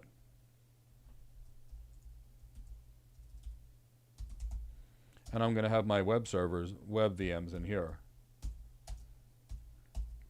So the only thing that I'm ever going to expose to the internet is basically the IP address on this firewall and the IP address of the load balancer. And my servers have a public IP address to the rest of the world to the best to be there. Now, there's still going to be a lot more that goes into that because now we've got a load balancer. How do we secure that load balancer? What kind of security we do to those web virtual machines? What do we do to authenticate them? But that's typically the way is you create a subnet. And the only thing that you would ever allow for these web servers coming through the subnet is going to be TCP port 443 to only the IP address of that'll only point to this. So the only thing you let into that subnet, if it's HTTPS, is TCP port 443. So that's typically the way you would design one. Now, if we wanted remote access users, we would have another demilitarized zone, and there we would have our VPN concentrator and allow the IPsec protocol. But I kind of hope that made sense. And we have a question from James, and I believe there's going to be about a two-parter. They're wondering, are there situations where the use of firewalls could be overkill and counterproductive in the context of impact on traffic throughput due to traffic thromboning several firewalls within the same network? James, you actually gave already a reason why, when, or how firewalls could be overkill. As soon as you have firewalls in the mix that are going to and again, security is always going to be this trade-off. I want to make that clear, both for money and performance. But if for some reason you have a business use case that requires low latency, low jitter, and let's say it doesn't require you to do some type of decryption to inspect packets and then be able to encrypt them again, send them out. If you have too many firewalls, you're going to slow things down too much. And generally speaking, in architecture, you want to try to keep things as simple as possible. That includes also with your firewall placement. But aside from just what you mentioned, the actual performance hit that you can take when it comes to a firewall, I always caution people with the way traffic leaves your network. And when I say network, this doesn't matter if it's your private network, it doesn't matter if it's your cloud network, but depending on how it leaves and comes back, you're going to have much bigger issues because of the stateful tables, because you're going to have to figure out now, depending on how many firewalls you have, how those state tables that keep track of the traffic flow based on port, IP address, the source and destination, et cetera, and protocol, on how you're going to sync those states up. And then, of course, there's going to be instances where, let's say, you have other solutions in place as well.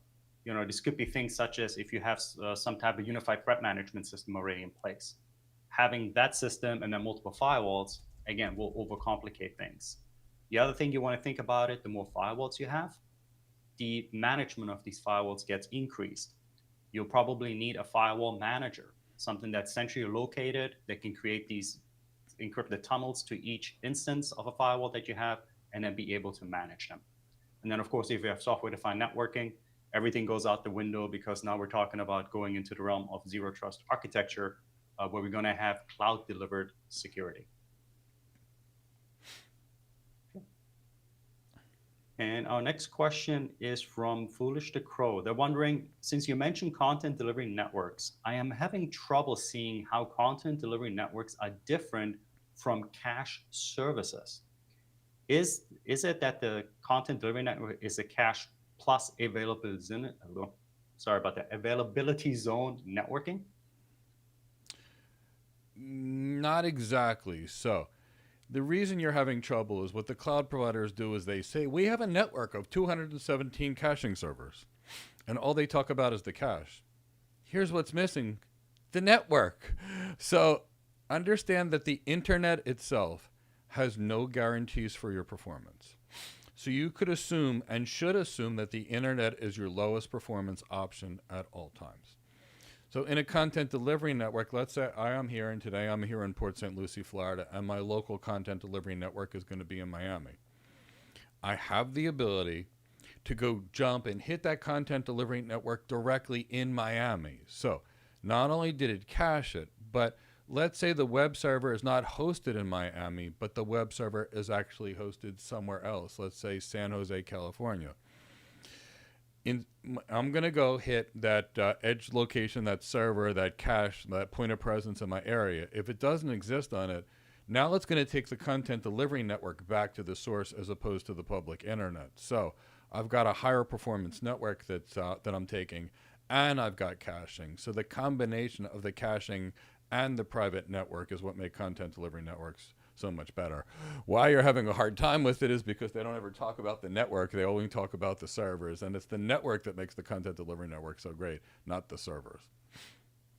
That's just part of it. All right, let's take a look at our next question from Cloudy. They're wondering, do NAT gateways use dynamic NATing? The answer is, it depends. And predominantly what I mean with that, Cloudy, is what the implementation and what the business use case is. Yeah. For example, I give you a very simple example, and I hope that you're familiar with it. Let's look at your home network.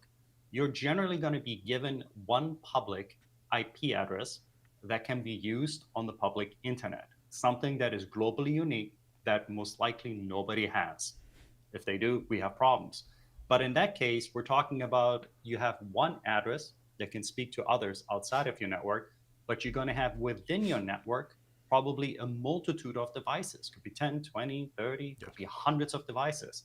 They're going to have a unique address on their own. That unique address is going to be private, though, to your network, but not unique to your network only because there's other networks that internally can use the same private address space. Now, without going down the rabbit hole there, though, this is an instance now where you're going to use this dynamic network address translation in a term what we call port address translation, or you might also sometimes hear this as NAT overload. And this basically means that we take a lot of private addresses and we translate into that one globally unique address. But what we do is we use port numbers to differentiate them. There's also an instance where if you have a multitude of public addresses, that you can actually create a list table within your device that can actually dynamically assign these public addresses on a first come and first basis. And that way you also have a dynamic assignment of these addresses. But those are just some of the use cases you can have there without going into, is it going to be inbound? Is it going to be outbound translations? But you do have them. And I want to bring it back to the cloud. So what Mark gave you is the true honest networking. And Mark and I use the term gateway as a router. So when we're using a router for NAT, we have all those architectural options that Mark had talked about. And in our businesses, we will need to use every single architectural option that Mark talked about.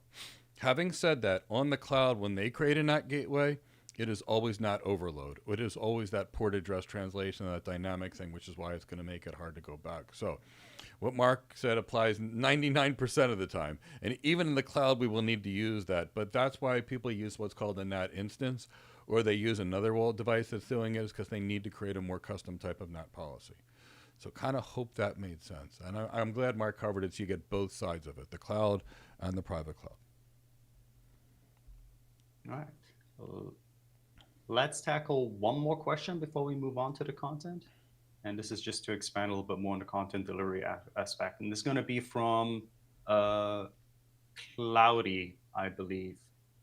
They did reference the foolish to crow, but perhaps we can just briefly touch on it, just to kind of clarify the concept. So this says at foolish to crow, I think content delivery networks are more so geolocation load balancers. They use cache servers throughout the world to swiftly deliver contents to people. So this goes back to what we originally discussed. I would not view it as something that is swiftly done because with content delivery networks, they have multiple uses. But just to briefly give you an idea, whatever you're going to grow or gain from a content delivery network has to first been requested so that eventually can be cached. So it is a bit different when it comes to something that is more localized, like was mentioned earlier, with like local zones or things like that, where it's mostly going to be a particular, let's say, application that is closer to you. While content delivery network really has to do with content, could be anything from documents to audio, multimedia, etc. So, but we'll tackle a few more questions in a little bit after we tackle some of the content. And we will. And we'll talk about later why SSH is nowhere close to as secure as IPsec for businesses, and why VPNs will make a lot more sense, Paul, for businesses in most cases. And we'll actually talk about because you can make an SSL VPN, and there's strengths and weaknesses of that approach, like not having to install client software, but there's also weaknesses of that approach from security, and we'll talk about those later. All right, so let's get back into managing virtual systems. And in this particular case, we have to think about how do these systems get actually managed long periods of time, because somebody's going to manage these. When I say 1,000 applications in an enterprise isn't uncommon, I'm not joking. When you're talking 10, 20, 30, 40,000 virtual machines, it's not uncommon. So maybe more. So when you start thinking things like this, we've got to find ways to kind of manage them and orchestrate these systems and make it a lot easier. So there's lots of devices that are out there. Now we have all these cool management tools, right? Hack into the management tools like SolarWinds. All right, SolarWinds had some management, I forget what their hack was, but hack into a management tool and now you've got access to the entire system. So if somebody hacks the AWS control plane, that management console, they own it. And if you allow software to be the management of your system, that can change things, that could delete virtual machines, what have you. So we always have to think about the trade-offs with this. So when we're managing our virtual hardware, we still need to secure our systems. So whenever possible, put in as much network security as we can. Can we segment via VLANs? Can we segment them in our data center in a private VLAN where we've got two devices in a VLAN and they still can't talk to each other at layer 2? We still have layer 3 access control lists and many other things, but we can do more. So we want to VLAN them. We want to segment them. We may want to do what's called NIC teaming and tie new network interfaces together in case one goes down, or to get the performance of doing both. On our storage, typically speaking, we want to provision or allocate what we actually need. So there's that. So maybe we need the performance, maybe we need to build it ahead of time. So we want to encrypt any storage space we have. And I know we keep mentioning recurring themes, whether we look at each component of what we're securing, it should sound like a common theme. Encrypt, block, protect, isolate, segment, because that's basically what goes into security. Now, in our virtual machines, we're going to allocate directly the amount of CPU resources in virtual machines. And if you came to the first day, and when I actually went to a VMware server and I created some virtual machines and I oversubscribed them, you saw that. But these are some of the things that I'm actually talking about. So understanding we're in a shared environment. If we want to be on a separate server for our own security, like in more of a dedicated instance or a dedicated host where our stuff is just ours, then we don't have less to worry about the memory that's inside the things. Now, our CPUs are often secured as well. So we can dedicate, a specific number of CPU cores that we want. And potentially, we could even dedicate a specific number of CPU cores just to focus on security, to be doing certain things. But that would get into some really cool, wacky virtualization, which is way, way, way beyond this.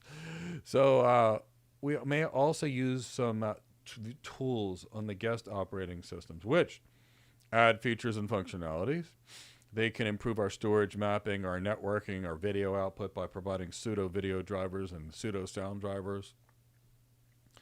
And if you think of, say, installing VMware tools in a virtual machine, that's what we're talking about, or Amazon's Power Virtual drivers for Windows instances, that's kind of what we're talking about. Now, let's talk about backing up our servers. Now, one thing that is absolutely beautiful and brilliant in a virtual machine environment is there's only one file for our whole server. It's an image. And when we think of images, that can be one of the greatest things from a perspective of restoring things. Because when we back it up, let me see if I can find one for you quickly. With an image, it's so much easier than a normal server. Let me just see if I can get something to you pretty easily. See if I can come into here. Nope. Okay, so you can see my VMware server over here. And inside of the VM server, what I wanted to just show you is if we actually look at the data store browser, we go look at the storage. Let me look at some of the virtual machines here. This little thing, that whole file is our entire server. It's an image as a server. So I could take this little image, I could drag this image to any other server running VMware and boot it up like it was nothing, like it was local. So when we do backups in the cloud provider, we're actually creating an image, which is the coolest thing. So we back up our server. It's not like we're backing up thousands of files. We relaunch the image and it pops back up. Now it does pop up with a new IP address, so we'll have to adjust DNS settings, but we can back up that good on the cloud. One single file, back it up, store it somewhere. I mean, that to me is really cool. So there's some places where the cloud gets great. Now, any hypervisor, any virtual data center did that.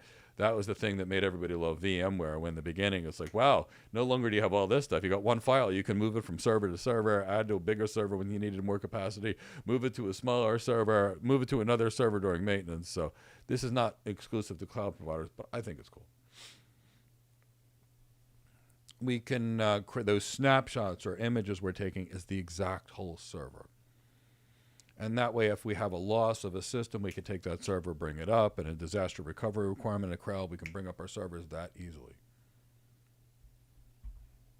Bear with me.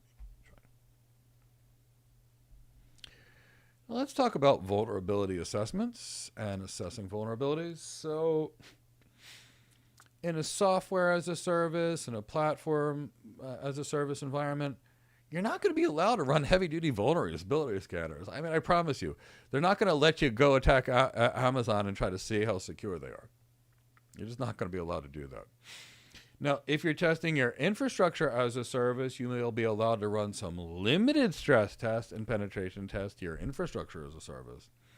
Now, you may have to notify the cloud provider, and they will say, well, you can run this test and this test and this test, but not these tests. So understand you may not be able to check the security of your virtual machines in the cloud the same way. So you may want to take them back to your data center and really try to torture test these things outside of the cloud environment and see what you actually get, because you'll be able to test them more thoroughly there. So here's Amazon scanning policy. And you know, these things change all the time. Without prior approval, you're allowed to scan your own virtual machines, your NAT gateways, your load balancers, your database, CloudFront, Aurora, an API gateway, a Lambda or Lambda Edge function, Lightsail resource, and Elastic Beanstalk requirements. What you can't do is you can't do any DNS zone walking on Route 53. You can't do any kind of DDoS testing or distributed denial of service testing or simulated DDoS testing or any kind of port flooding or any kind of protocol flooding or any kind of request flooding like login requests or API flooding requests. You're not going to be allowed to test any AWS infrastructure or underlying servers. You have to request any kind of authorization to simulate any event of any kind. And you'll have to provide dates, account information, contact information, and there's even policies on stress testing and DDoS testing with what you're allowed to do with Amazon. Now, I don't blame Amazon for implementing these. Remember, they have to ensure the security and the integrity of their whole cloud. But it provides problems for you as a customer not being able to really hardcore test your systems too. So maybe you test them outside the cloud under a simulated environment. It'll give you something. It won't be the exact environment, but you can replicate pretty close. Now let's talk about some vulnerability assessment tools. Amazon Inspector is an example of one. What it does is it assesses for known vulnerabilities and gaps from what it considers to be common best practices. Guess what? Sometime you may need to have a vulnerability from what it thinks is best practices to maximize your security. So if any of you are in ever practiced medicine in your life, and you are like me and you go to e-prescribe something, as soon as you go to e-prescribe something, it gives you a warning against this, warning against this, warning against this. And it's like, yeah, but I still have to prescribe the medication. That's my only option. So you get so many notifications, they may be right and they may be wrong. So but that's what that works. Now there are enterprise grade tools that you can use for vulnerability assessments. Guess where you get them? The Amazon Marketplace, the Google Marketplace, the Azure Marketplace. And that's going to be a tool. It's going to be an industrial grade tool. It's going to have better capabilities. And guess what? It's going to work on all your clouds. So probably might as well use something more industrial grade in most cases if you're dealing with an enterprise. With a small business or something like that, some of these cloud provider tools might be great because they're simple, they're elegant, and they're there, and they're relatively reasonable cost. Now, when you're vulnerability scanning, you may actually have some complexity. Because if someone like Mark and I really implement good network security, you're going to have a hard time scanning anything and finding any weaknesses. Because we're going to be blocking so many of your scans natively with our network security. Now, in the cloud, it could be the same thing. We have to make sure that we've got tools that are available in each environment, whether it be each segment of environment, each core of our environment. We're going to figure out where we put these tools. Now, no matter what, we talked about it before, we must secure the management console. So each one of these management consoles is different. So the challenge is, you want to launch a virtual machine. It's a little different to launch an EC2 instance than an Azure virtual machine. 99% of it's the same, but the process is a little different. So understand those differences exist, but the net effect of the thing is the same. You want to create a router that connects to the internet, you do it the same way. Well, actually on Azure, you don't have to do that, but for the most part, it's there. You want to implement a firewall in your demilitarized zone, it's going to be the same thing. Because all in all, it's all the same thing. It's just a hosted data center. So when we think about the management plane, we have the ability and the critical features of the ability to start and stop. And if you build yourself an OpenStack cloud, it'll have its own management console. You can go to your web address and start virtual machines the same way you could.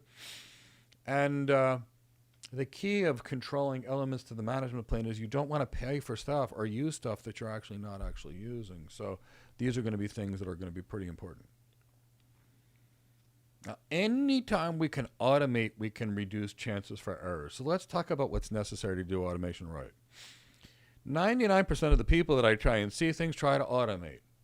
And they create an infrastructure as code script. They don't know what they're automating and why they're automating. So they automate something, and it is an absolute train wreck. So, there's a process. You have to crawl before you walk, before you run. So you must be master sure with your process, your procedures, your technique before you create an automation script, like infrastructure as code. Because if you make a mistake, you'll carry that mistake to everything. Launch 10,000 virtual machines in an infrastructure as code script. Make 10,000 errors if you did something wrong. So think about that.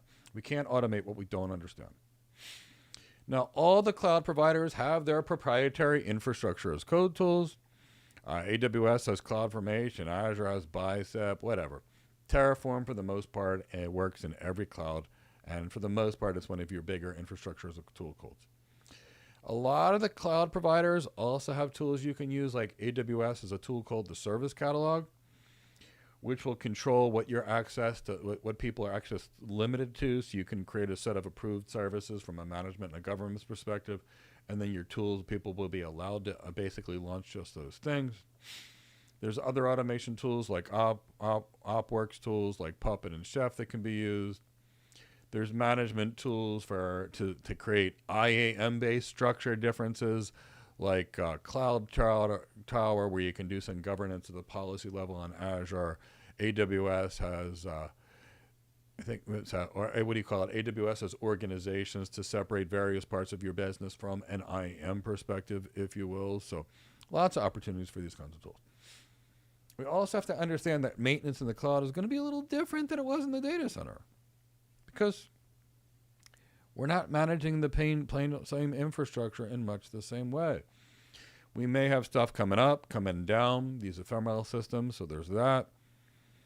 We may have upgrades that are going to be a lot easier, move from one system to another, and it's pretty easy. But it's similar, but it's not exactly the same because we're not dealing with the underlying infrastructure. So let's talk about some management plane best practices. Multi-factor authentication on the control plane. Honestly, it should be on all accounts. Secrets management. So find some good, strong way to manage the encryption keys and any other secret, database strings, any kind of things. Prevent accidentally exposing secrets. When you provision things, make sure users, groups, and services receive only the level of rights needed to do their job or work and nothing more. And avoid individually defining rights. So imagine an environment where you had to come up with every single user. Let's say Microsoft's $250,000 users and create an entry in Active Directory. This is Mike Gibbs. This is what Mike Gibbs is allowed to access. And et cetera, and put my permissions for every single thing. And then goes Cindy Gibbs. This is the cat. She's kind of the princess. She's allowed to access anything. She can access anything that Mike can access, along with the management software that tells Mike what to do. So you get the point. That would be ridiculous if you had 1.5 million people like Amazon or 250,000 people like Microsoft. So you'd say management team, and you'd put my wife and my cat there. And then you'd put, architecture team, and you'd put me and Mark there, for example, and give us our rights. And then you'd have another team of people, and you'd give those team of people on that team the same level of rights. So that's much more of that role-based access control that you want to use.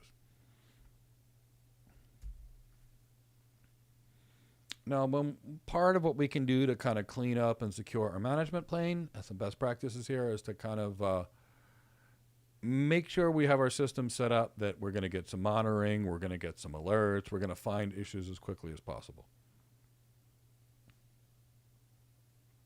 So as soon as we find something, the faster we actually get to being able to provide insight to others and actions they can do, again, something good. We want to make sure that we set up billing and consumption alerts whenever possible in the cloud, because we don't need to be surprised by some big and scary and terrifying bills, which you will be if you are not careful or you don't understand the way the systems are moving information or systems or the patterns things are running. So there is that. Limiting root user access. I've mentioned it a few times. Expect to hear this again and again and again. That'd be a pretty important thing that I would put on the test. Limiting the root account use. Use any kind of security group or cloud native tool that you have in addition to public tools. So an access control list, a security group, come with it. Use it. And then use bigger tools like maybe a Checkpoint firewall or a Palo Alto firewall or a Cisco firewall or a Fortinet firewall when it's appropriate. Use a combination. So don't limit yourself to a single set of tools. Use a defense in depth approach in addition to other things.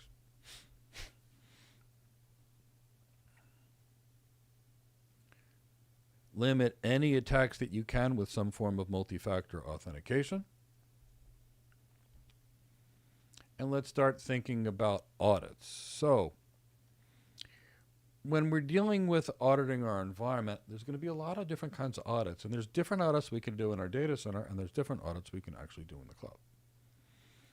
So internal audits are as follows. They're going to be conducted by the internal people inside of the company. When those of us working for a company, we're doing audits, we're doing it to ensure the integrity of our systems. We're constantly checking things. We're looking for areas of improvement, things that we can optimize or fix. We're going to look to see what we can do to validate things against big industry standards. So that's a good thing for us. We may also use external parties, and in many cases we need to. Now, we use third parties that rely on an industry standard practice or policy or an audit target. We may want to audit ourselves and the provider. We're going to be auditing the organizational administrative processes we have, because as architects, we may not touch the technology, but we may want to change the process that something is occurring. We'll be doing a lot of that. We want to be able to do an audit to say, have we mitigated risks appropriately? And we implemented these security things. Did we do it right? We may want to have somebody audit our monitoring alerting capabilities and are responding to them properly. We may want an audit of our security systems and our security operations and how easily you can break in, those kind of things, to find where the weaknesses are so we can harden them up. We may have an audit that's going to check and see people, and whether people will give away information they shouldn't do, for example. How susceptible are people to social engineering? The audit could actually be on your change control procedures. Are you changing things the right way? Are you going to catch the mistakes before they become major problems? So there's going to be a lot of kind of audits that we need to do. Now, how much harder is this going to be in the cloud? How do you go in there and audit the cloud provider's operational procedures, the cloud provider's networking upgrade procedures? You can't go. You can't open the door and say, I'm here, show it to me. So we often have to rely on external auditors. And providers may publicly publish these audits.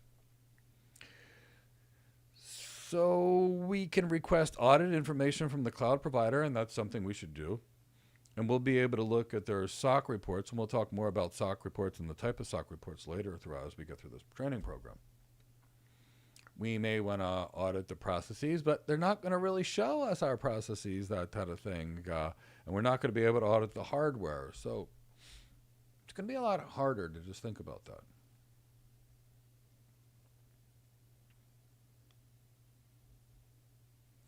So let's talk about auditing our environment of the provider. We can at least audit the software we have, or the infrastructure as code at that level. We can evaluate the code they have, or at least some engineering people can audit our code. They can audit our systems images, our scripts, our shared resources. Somebody can audit our log information, and are we creating an architectural repository in the right way, and is it their naming conventions right? Are we using information? They can audit our data processes from data creation to data destruction, and all the phases along the way that we previously talked about. Is it being followed properly along the way? We can audit we can audit our containerization and virtualization plans. And that's the thing. You know, in every architecture that's done, somebody actually needs to bring in security, because security needs to be considered at the same time. And that's why you find jobs like a cloud architect or an enterprise architect so much more of a facilitation role of bringing in the security architect, the network architect, the data architect, the AI architect, the data scientist, because each one of these things that we're talking about, I'm not joking, any one of those things that we spend more than 10 minutes on, people will spend 25 years in just mastering those things. So this is a big environment, and that's why all these things take teams. So how do we prepare for a cloud audit? Well, we have to start with the preparation stages. So this begins with the design phase. And all the way through the operational phase, we should come up with a way to actually be able to check and make sure that the systems are what they are supposed to be. We will have to determine the duration and the locations and everything else before the audit.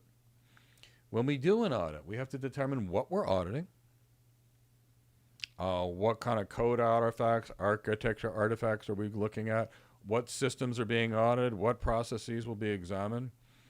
Because it depends what you're going to audit, but audits can be, huge.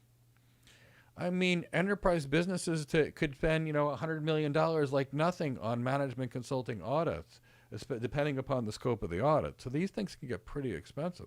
They could become more than that too if they were a big enough organization and they really wanted a lot of data, if they didn't have the right data in the first place. So we always have to scope the audit. And we have to look for additional things that we can do in the cloud environment because we have less control like in the traditional. So we may not be able to do port scanning. We may not be able to get data. We may not be able to physically verify the hardware destruction process. We're not going to be able to. So we're going to have to scope these audits in the cloud. They're going to have to be skinny audits. We're going to have to slim them down from all the stuff we'd want to do to what we're actually able to. And at the same time, we got to hope and do the best we can to ensure that these audits are going to meet the organization's needs. So we'll have to think along the way what kind of actions need to be taken, what are the desired outcomes, because we have to make sure the audit team truly understands the environment too. And once we get a result of an audit, we have to plan and think about remediation timelines as part of a corrective action plan. Because don't think that we're going to be able to find stuff and fix it in 10 minutes. You know, these audits may find things, and it may take a year or two to actually resolve some of the things that are actually found, depending upon the size of the organization, their change windows, and what can be done, and any transitory architectures that are needed. Because you may not be able to go straight from here to here. You may need to go from here to here, and then here to here, and then here to here, and then here to here. So we have to think about that ahead of time. So most cloud providers will give you results of SOC audits and PCI reports, but kind of think about that. And in any kind of audit, you may have to sign a non-disclosure agreement to be able to get something. So I think that's a good place for us to stop and take some questions.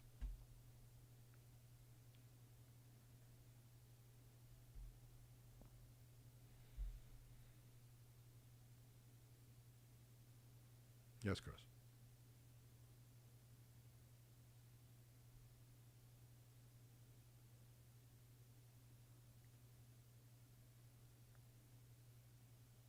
Mark, I can't hear you, so either you're muted. How about now? Can you hear me? Yeah, good, Okay. good to go. I was stating to take a look and see what questions we got from everybody.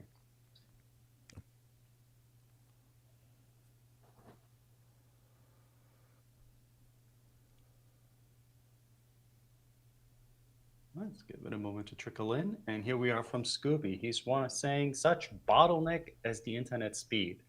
Is Starlink used for redundant connections? Are there any special design requirements to facilitate this as an architect? Wireless transmissions, special firewalls? So, here's the thing. It's an IP network. Now, don't think that Starlink is going to be a bottleneck feeder, and it's because it's going to have much higher latency because we're dealing with satellite. It is a very cool technology, and what's very cool about it is no matter where you are in the world, you'll have access to it. But don't think for a second that Starlink can compete anywhere close with modern terrestrial cables that we can actually deal with, because it's nowhere close. There's a big difference between the 200 megabit a second we may be able to get with Starlink and the 100 gigabit a second that we can actually get. So kind of keep that in the back of your mind. And anytime we deal with an IP network, whether it's 3G, 4G, 5G, we still need the same networking, we still need the same routing, we need the same devices. Nothing changes at all. It's the same protocols we need to deal with. Yeah. And just something you need to understand, Scooby, too, is a lot of things would have to be unavailable in the area that you are to use satellite connections. You generally are going to go with something that's a bit more well built out. That's going to be some type of mobile network. Preferably if you have 5G in the area, that's something that you would use. And then like Mike mentioned, generally speaking, you're going to have a base station anywhere at the tower, and that base station is then going to be doing the translation of the signal, the mobile signal, into the IP network backbone. So either way, in the end, we're still doing IP routing in a sense. From Paul Johnson, from a security perspective, would it be best to use SSH on the internal network and VPN to gain access to the network from the outside? Or does it matter much if SSH and VPN are used interchangeably? So to touch on the second part of your question, does it matter if SSH and VPN are used interchangeably? Yes, it does. They are two different things used for two different purposes. For example, SSH, generally you're going to be using in a form of like a command line. Doesn't always have to be, but that's generally what we were using it for. And you'll use it for, let's say, file transfers. You might use it to manage individual devices to provide you some type of encrypted connection to them. The VPN is going to do something different. The VPN is going to act as your bridge between networks. Generally speaking, these are going to be some type of private networks but you can also bridge your private network into whatever your instance is in the cloud. So that's also a possibility. From a security perspective, this would be my recommendation. Use a layered security approach. What I mean with that is, let's say that you want to have access to an internal device. An internal means on your network. There's nothing wrong with using a VPN to establish an outside connection to your internal resources. Number one, what you're doing there is you're going to add a layer of encryption, which is our confidentiality in that CIA triangle, CIA triad, but you're also going to obfuscate what the actual endpoint addresses are. So that's a nice thing. That's not something that we can easily do with SSH. But once you have built this bridge, now that you want to have access to the device, now you can use SSH to get into that device. So if anything happens on one layer or the other layer of that communication, you still have some sort of protection. But I would definitely not suggest that you simply just use SSH for your connection, but try to use both. And the big difference between SSH and IPsec is this: the encryption of the header. So if I use actually TLS, not SSH anymore, but if I connect to Mark with TLS, you will see that Mike Gibbs initiated a connection with Mark Milovanovich's IP address. You won't know what we're talking about, but you know we're talking. IP address also encrypts the headers, so you won't know that Mark and I are talking in the first place, and you won't be able to see any of the data. So, IPsec is great. And we, as Mark described, we can create the private environment with IPsec, and then we can still tunnel SSH inside IPsec, getting double security. Okay. Next question is from Brian. They're wondering, my understanding is that we use network address translation due to the limited address space of IPv4. When we use IPv6, I am assuming that we do not need network address translation as there is an abundance of IP addresses. Okay. Is there a second part to that? And that's one of the concerns about IPv6 too, that we don't have to use NAT. And then they're saying what feature protects our end devices as their IP addresses are not masked by a single gateway address. So Mike already touched on it, and you're 100% completely right, Brian, that with network address translation, we generally use it with IPv4 because we wanted to conserve our address space. Now, this is somewhat of a misconception, and I'm going to clear this up. NAT is not meant to be a security mechanism. It actually was a side effect of including it in our network. And really what it does, it obfuscates or it just masks what your internal address is. IPv6 was thus invented and developed so that not only are we addressing the actual issue with address reservation or address preservation that we were having issues with IPv4, but NAT can break a lot of things. There's so much NAT going on that you wouldn't believe how many times there is something called double NATing as well, where we're NATing a public address to another public address. This is very common in private cloud environments, especially if you go from firewall to firewall and you're trying to obfuscate different zones. So IPv6 was supposed to get rid of that because IPv6 is supposed to actually restore the end-to-end connectivity that we have between devices. And to secure IPv6, IPv6 natively has the IPsec protocol built in. So you can run it right from the stack. That's not something that we had with IPv4. It had to be added to that stack. In the stack, I just mean when you look at the different protocols that you have available within your networking. Now, if you have hosts, then you want to use firewalls to protect them. Now, these could be firewalls at the edge of your network, or these could be some kind of endpoint firewalls that you can use. And preferably, you would go with something what we call an EDR system, which is endpoint detection and response system. But what IPv6 also does great for us is it has a feature that protects it against spoofing. So we're not going to get into that too much, but it's called SEN, S-E-N, which stands for Secure Neighbor Discovery. And the other great thing about IPv6, it has what we call extension headers. So this is now where we can use things such as the ESP header, which is part of the IPsec protocol, which is the encapsulating security payload. And that's how we add the encryption, and we can also add authentication through an additional header.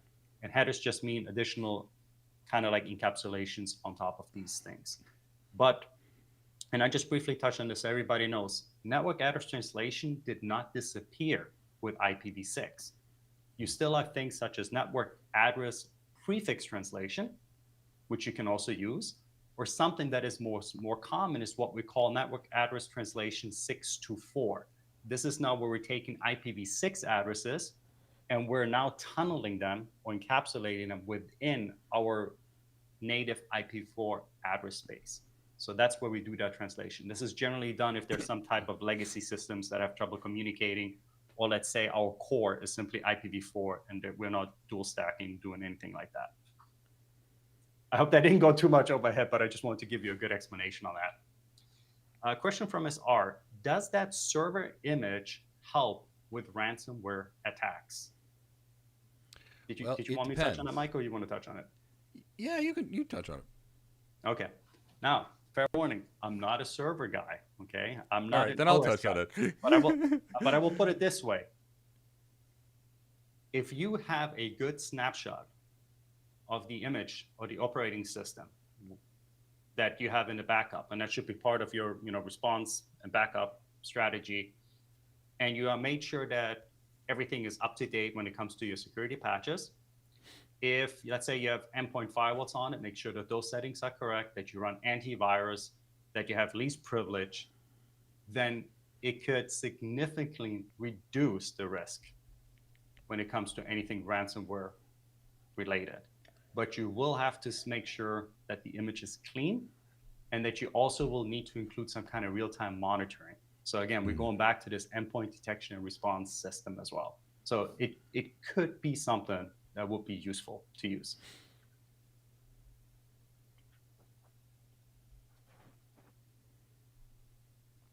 All right. Question from Cloudy. Root equals admin in a Microsoft environments, correct? So mostly correct. So, if we were in a Linux environment and we had super user that had those type of root type permissions, that's typically what the administrator is. So the answer is yes. When we're talking about root to the cloud, we're talking about the one person that's not the administrator on a system, but the one person that could literally delete the entire account. So instead of Google deleting a $240 billion hedge fund, it could be the root user that could have just said, delete my Google account, and then delete the entire $240 billion hedge fund. So that's what we're really referring to. But yes, the root account on a Unix system is identical to the administrator account on a Microsoft system, where basically you can do anything you want to the system. Now, interestingly enough, there's typically another thing that might be a power user. And depending upon the environment, and I'm not Mr. Microsoft, I just started using Windows 11 for the first time. I've been using a Mac for the last 20 years, but the Mac didn't have enough GPU performance. Sadly, no matter how much I would spend, and I always got the best ones for my video streaming, my 8K cameras, and those kinds of things. So I had to switch to Windows, which is kind of working well, but there's often a power user component in many operating systems and many IAM systems where they can pretty much do everything but IAM. So typically speaking, in Windows, administrator can do anything. That power user kind of environment kind of gets many of those things, but IAM, at least on AWS and other platforms. And then, of course, you got the regular user who can't do anything until you give them permissions to do it. Yeah, and I believe when it comes to the extra CCSP, they do look at them at the same way. But in the real world, when you think root and admin, you want to think of them as roles. These are going to be roles that eventually you can base some type of security policy on, and they're allowed to do certain privileges. For example, I have a standard username. My username on my computer is not admin, but I do have admin privileges. So that's why I said you want to think of them as particular roles, even though you might see it different in real world production environments, but the way maybe some security architects mentioned it to you. All right. To let us know that you're still alive and ticking, as they say. Let's get a little heartbeat here. Could I get a hashtag CCSP? Yes, I'll went with CCSP Geeky. You're welcome to put that in too. Between CCSP and CCSP Geeky, we'll take it. To let us know that you're still around. I'm fine, or CCSP course or anything. Yeah. I was telling Brian too, sometimes you just have to get geeky with some stuff. You Maybe just get have some to surroundings. sometimes. Sometimes you just have to. Okay, so now we're getting into developing software for the cloud from two people that have been architects that are not software people. So we're going to do the best we can for you in this section. And we're going to be at the architectural level the entire time, so that'll be fine, even though we're dealing with two non-application people. We're dealing with two infrastructure architects. So let's talk about developing software in the cloud versus the traditional environment. So the main difference over a traditional data center for the cloud is the infrastructure and its capabilities. Now, the reality is the infrastructure and its capabilities are basically the same in the data center and the cloud, but it's how these things are done.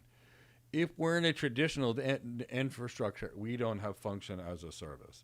If we build ourselves a traditional infrastructure and add private cloud software, now we've got function as a service and so many other cool things. I kind of hope this helps along the way to try to think about it. So we always want to focus on scalability and performance and meeting all of our needs, but we have to understand cloud is built on a usage basis. And it has the ability to get pretty scalable pretty easily, but it's built on a usage basis. Now, generally speaking, with the cloud, we're dealing with more horizontal scaling than vertical scaling. Vertical scaling is coming in with a big, bad server. Horizontal scaling is adding a bunch of friends side by side. That's really the difference between it. So in the cloud, most of what we do, because most of the servers in the cloud are relatively small, is more systems, and we add them, and then we load balance between them. And truthfully, I love load balancers because they give us a chance to increase our performance by adding a bunch of people together, like in a rowboat rowing together.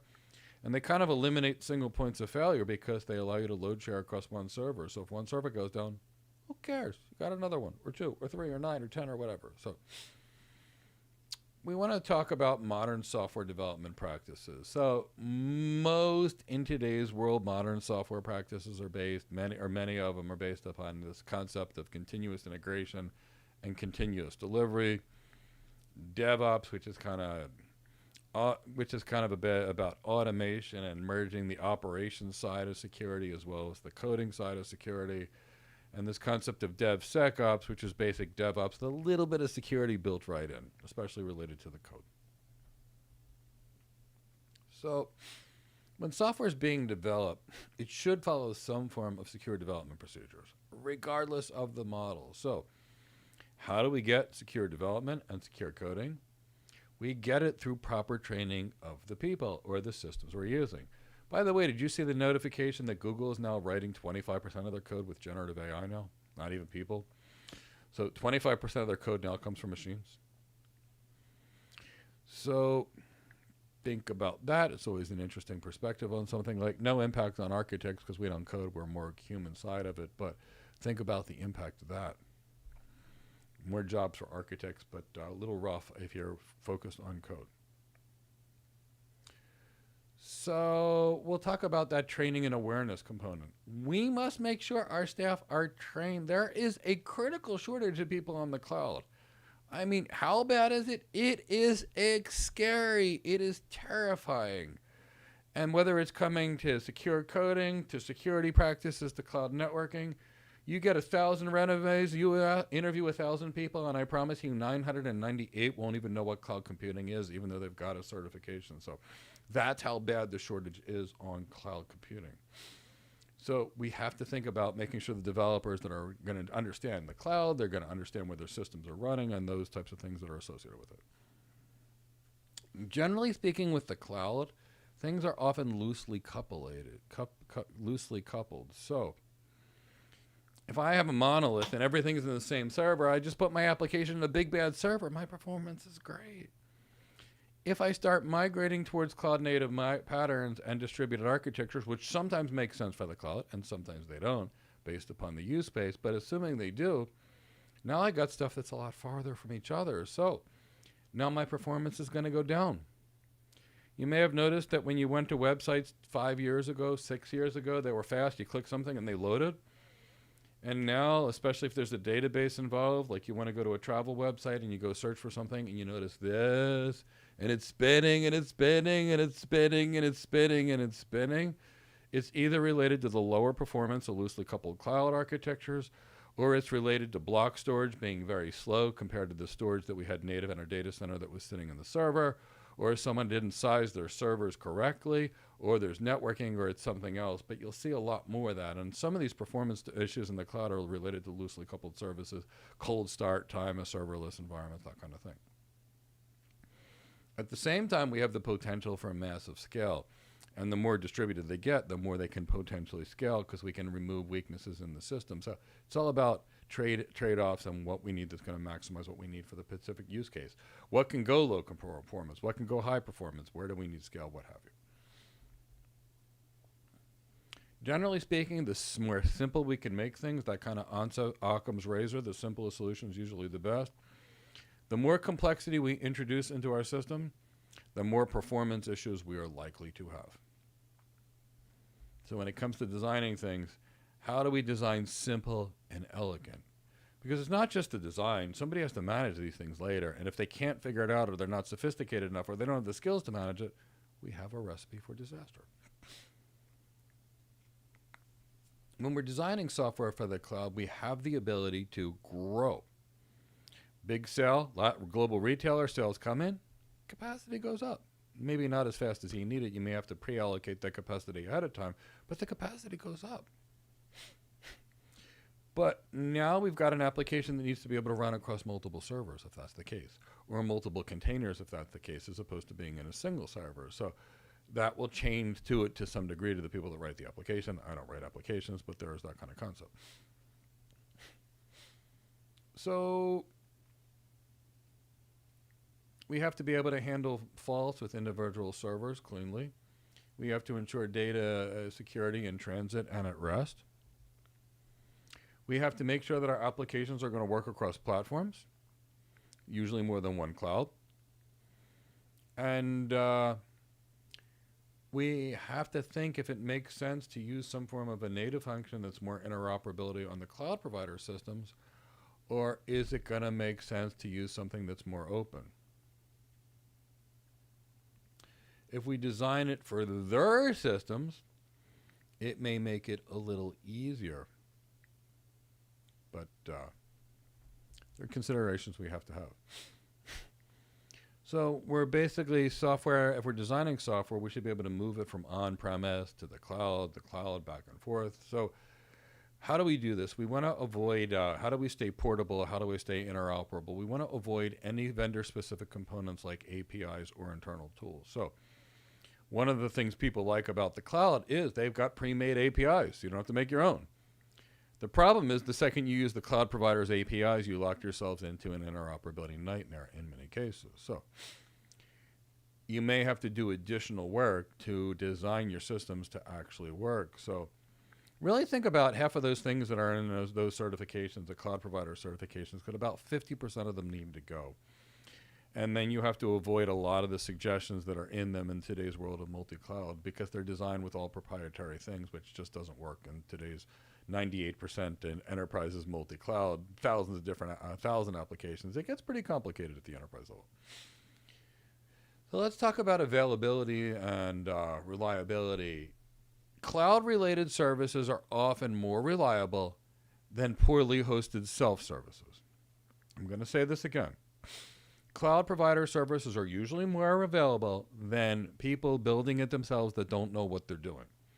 People building themselves that know what they're doing have less points of failure and less security violations building it where themselves. But for the average organization, because it's hard to find good tech people, the cloud will be easier and more available for most people. Cloud providers generally have good uptime, but they can have widespread outages across different regions and different availability zones. The weakness of your cloud provider is three things. You attack their IP network, you took down all their availability zones and regions if you do a good job. You break their control plane, well, basically you took the entire cloud down. You hack into that cloud and launch a massive DDoS attack, you took down all of the availability zones and regions. So those are 3 pretty big risks of any cloud provider. So use more than one if it matters. Now, organizations also have dependencies sometimes on external things like GitHub. What happens if that's down?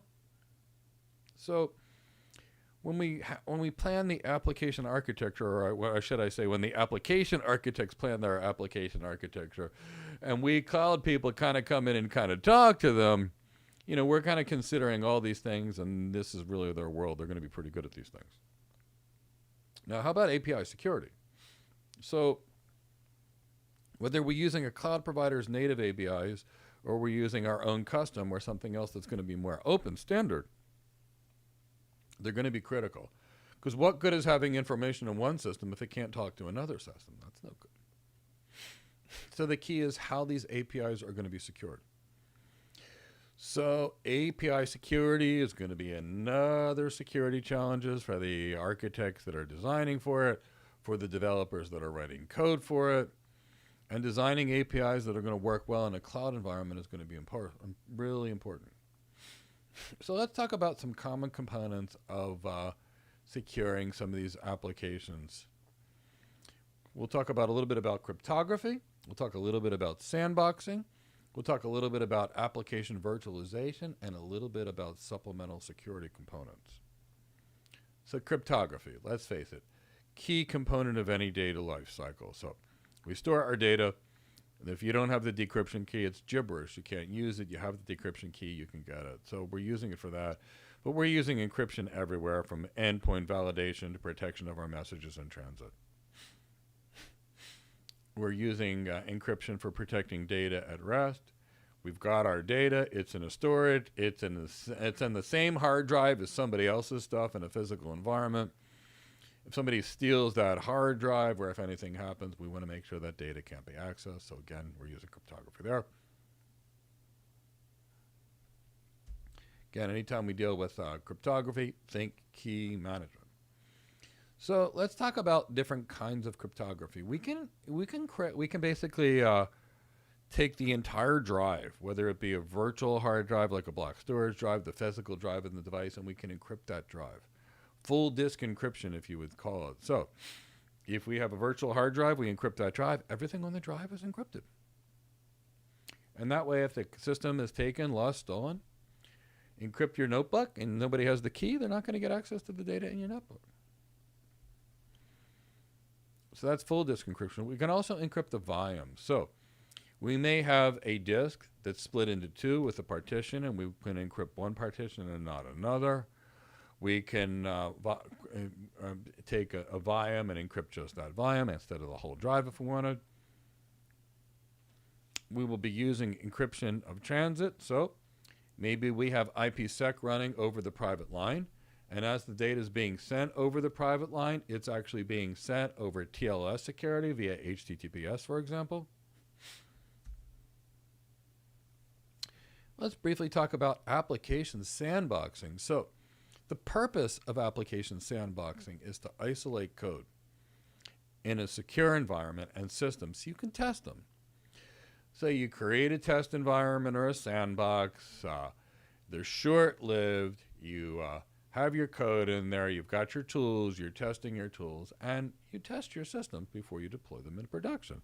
And they call it a sandbox because it's protected off or from the rest of your network. And that way you can bring it up and you can test it. Now, we also are dealing with application virtualization in the cloud, and this is where it gets different. Of course, we can still do this in a private cloud with things like Nutanix software. So here, instead of worrying about that whole virtual machine and managing that virtual machine, or instead of putting something in a container, we basically have an application. Our developers upload some kind of code. That code sits into this little application virtualization thing that the cloud provider is giving you. And it just virtualizes your application and keeps your application separated from other providers' applications on the same server. And they're managing everything for you other than your code. Now this gets it really portable, makes it easy to go, just take your code, move it to another thing on the cloud provider. It may segment your systems, and it tends to consume fewer resources, but you've just given up all control. Now, we don't just have this in the cloud provider now. Now we have it in modern data centers. So I mentioned we have it in modern clouds, but we also get it with Citrix XenApp. Microsoft has App V virtualization, VMware, I think they call it ThinApp, but there are basically other forms of application virtualization and orchestration that we've had for a little while. Now, I believe I actually on the first day talked about containers and container orchestration and drew out where the control plane would be and the data plane. Mark messaged me if I'm wrong about that in the message, but I'm pretty sure I covered that on the first day. So at least we'll talk about containers for the cloud. And yeah, I thought I did. So in the cloud, we can use containers. And containers in the cloud are no different than containers in our data center. We'll need some form of container orchestration, like Kubernetes. And then, of course, we will need the container runtime environment, something like Docker, and a place where we'll put these containers on virtual machines. Now, we can store our containers on virtual machines. And the cloud providers also have ways that they will host our containers without us managing virtual machines. For example, AWS Fargate is an example, where basically you just create your container and you run it there, and it runs on some server, but you don't know where it is, so you don't have to think about hardening the server. And you can move that container with any time that you actually desire. But containerization is getting common in software. Here's the way I always viewed containerization. If I got my cat Cindy, she's the application, and she likes to sit in a basket and boxes. So Cindy climbs into the basket, and I pick up the basket.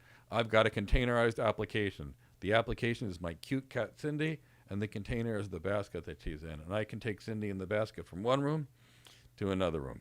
Now, she doesn't like being carried around in the basket, so if she does that, she's going to penalize me after the fact. But I could do it, and that's containerization. So normally speaking, what are you packing in that container?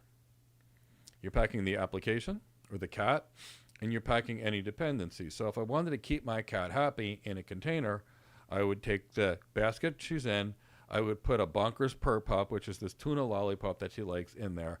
I'd pick up the basket, and she would eat the tuna lollipop while I'm carrying the container, and she'd be very happy. So the same way a containers move from any of these systems, you put the application, its dependencies inside of that container, and you can move it from one system to another, which makes it very portable.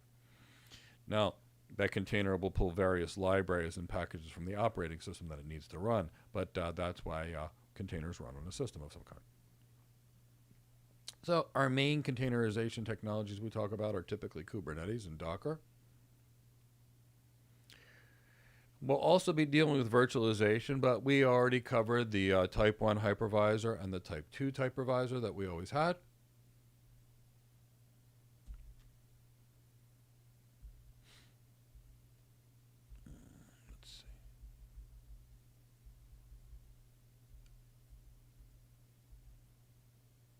So on Monday, the next thing for us to discuss is actually application programming interfaces. So I think we discussed that on Monday.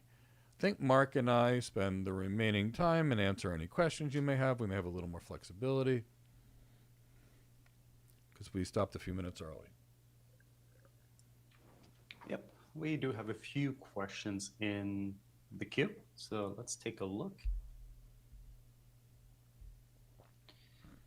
From Toyin, is it okay to break the cloud tenancy or subscription root access? I'm assuming they meant between two staffs.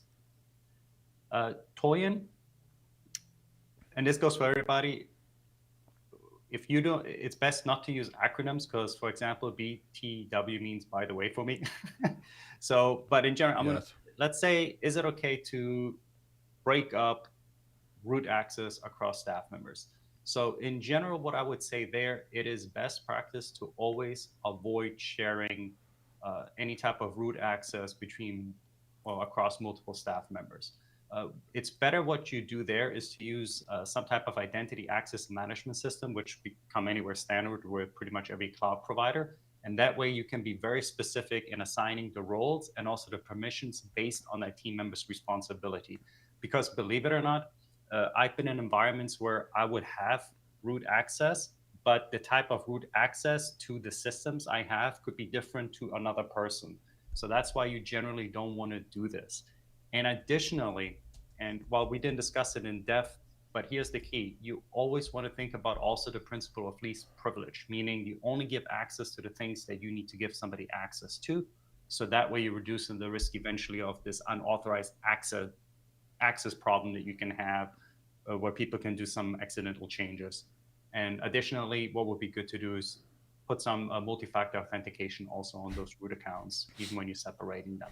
And then, of course, logs and monitoring. That's always going to be critical too, especially with anything that has system-wide access, such as root or administrative accounts. Let's take a look at our next question, and it is from Scooby. They're saying, are there best practices for latency limits acceptable for maximum security in known industry standards we should be familiarizing ourselves with in regards to designing cloud security architecture? I'll stick with this one. So, Okay. Scooby Dell, which surgery do you recommend I do on you? That's the question you're asking me. And I'm obviously, my background's internal medicine, not surgery, but you're asking that question. So if I've got a patient with an appendicitis, I remove their appendix. If I have a patient that needs a splenectomy, they get their spleen removed. If I have somebody that needs a kidney transplant, they get a kidney transplant. In every single case, it's different. We can't have any best practices without actually knowing the business's needs. So I've got one company where if I can shave 2 nanoseconds of latency off of their system, it's going to equal $50 million of profitability for their algorithmic trading system. I got another business that can tolerate 40 milliseconds round trip latency time, and it means nothing for them. So what is the business problem we're trying to solve? What is the business need that we're actually trying to solve? What are the application requirements? What does that application tie into? That application, what does it tie to? What other systems does it need to react to? How do those systems react to what they need to react on? And what is the ultimate goal? Without that, what you're really asking is, which surgery do you recommend? And that's where I think we need to elevate it. You can't ever make a recommendation until you know the problem. And that's the big difference between an architect, which is a trusted advisor, and someone that's not a trusted advisor. You know, if you walk into a barber shop, they're going to tell everybody they need a haircut. I mean, typically speaking, that's what's going to happen. Now, they might not tell me I need a haircut, but they might tell you that you need a haircut. So we have to get rid of all that bias. We have to get all those thoughts. There's never a best practice. Here's the best practice in medicine: do no harm. I'm literally not joking. That's the best practice. Follow the Hippocratic Oath and do no harm. Now, Mark might come to me with a different health need than Chris on the other end, and I have to treat them differently because both of them have different genetics. Their body systems work a little different. Their diets are different. The medical conditions they have are different. The life cycle they have are different. And even which medications they take and which side effects they're going to get may be different, and they may have different allergies. Architecture is exactly that. Mark, I'll let you add to some technical things, but these are the danger I'm noticing that I really want to protect you from. Yeah. So Scooby, there is nothing in any set specific standards that I've come across that address latency thresholds. And what I mean, I've never seen anything from the National Institute of Standards and Technologies in the United States. I've also seen nothing from the International Standards Organization internationally. What they do generally emphasize there is exactly what Mike said. You'll have to perform threat modeling and you'll have to do risk assessment. And the reason you'll have to do that is to align whatever the organizational security goal is going to be with eventually what the business needs are going to be. Now, I'm going to give you a little bit something practical, though, in that sense, instead of always saying it depends on the business, because it does depend on the business. But let's say the business said we have XY application. We already have key performance indicators set aside. We know what our service level agreement should be for this particular application. The general best practice there would be then to go with something that's going to be hardware based instead of software based. So if you need, let's say we talked about hardware modules and trusted platform modules. If you need some type of encryption and decryption mechanisms, then you would go with something that is hardware based, because these are going to be dedicated resources to perform those actions. You would want to avoid anything that's going to be software only. Additionally, what you can do, let's say you have a firewall, and instead of always doing all the things in the particular firewall software, if you have the ability to tie that back into some cloud solution, which eventually is going to be the SASE solution that we're talking about, where you're going to be consuming your firewall services, you can always integrate machine learning when it comes to detection behaviors. That's another example, a practical example, where you can look in where you would be using that particular SLAs and the KPIs that you're going to have in optimizing for latency.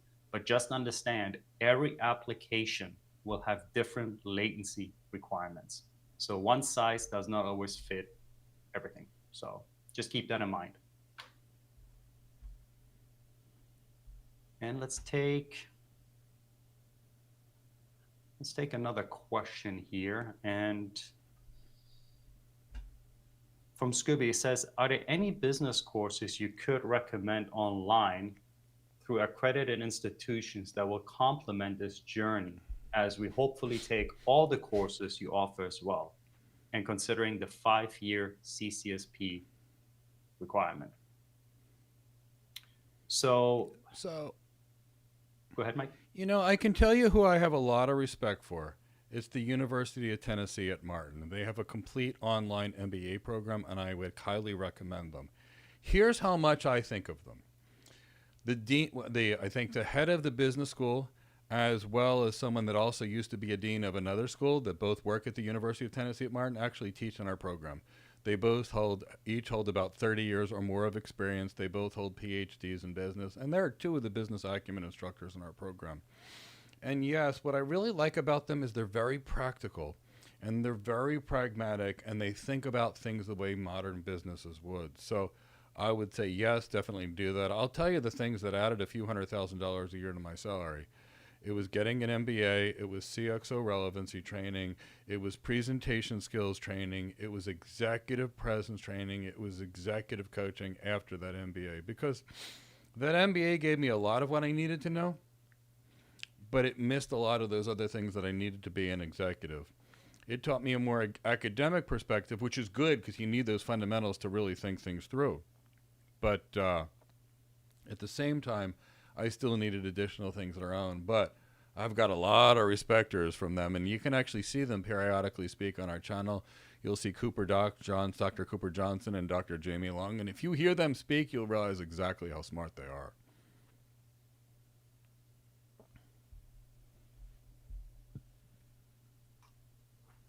My unmute button didn't work. We got 2 more questions. So let's take this one from SR first, and then afterwards we'll wrap up. It says, for orchestration purposes, where it saves cost, on-premise or in the cloud? Depends what kind of system you're running, SR, to be honest. The orchestration aspect is that you can actually deploy, response, and do other things with it. It really just depends where it is. I've seen orchestration systems both on-premise and in the cloud. And if you go with, let's say, like an infrastructure or an architecture, like say software-defined networking, both internally and also externally, depending on what kind of architecture you go with, you will have those controllers actually either sitting in the public cloud. This is generally where you can get your scalability and redundancy from, or you might have it sitting in a data center. In either case, again, it's going to depend on what's necessary.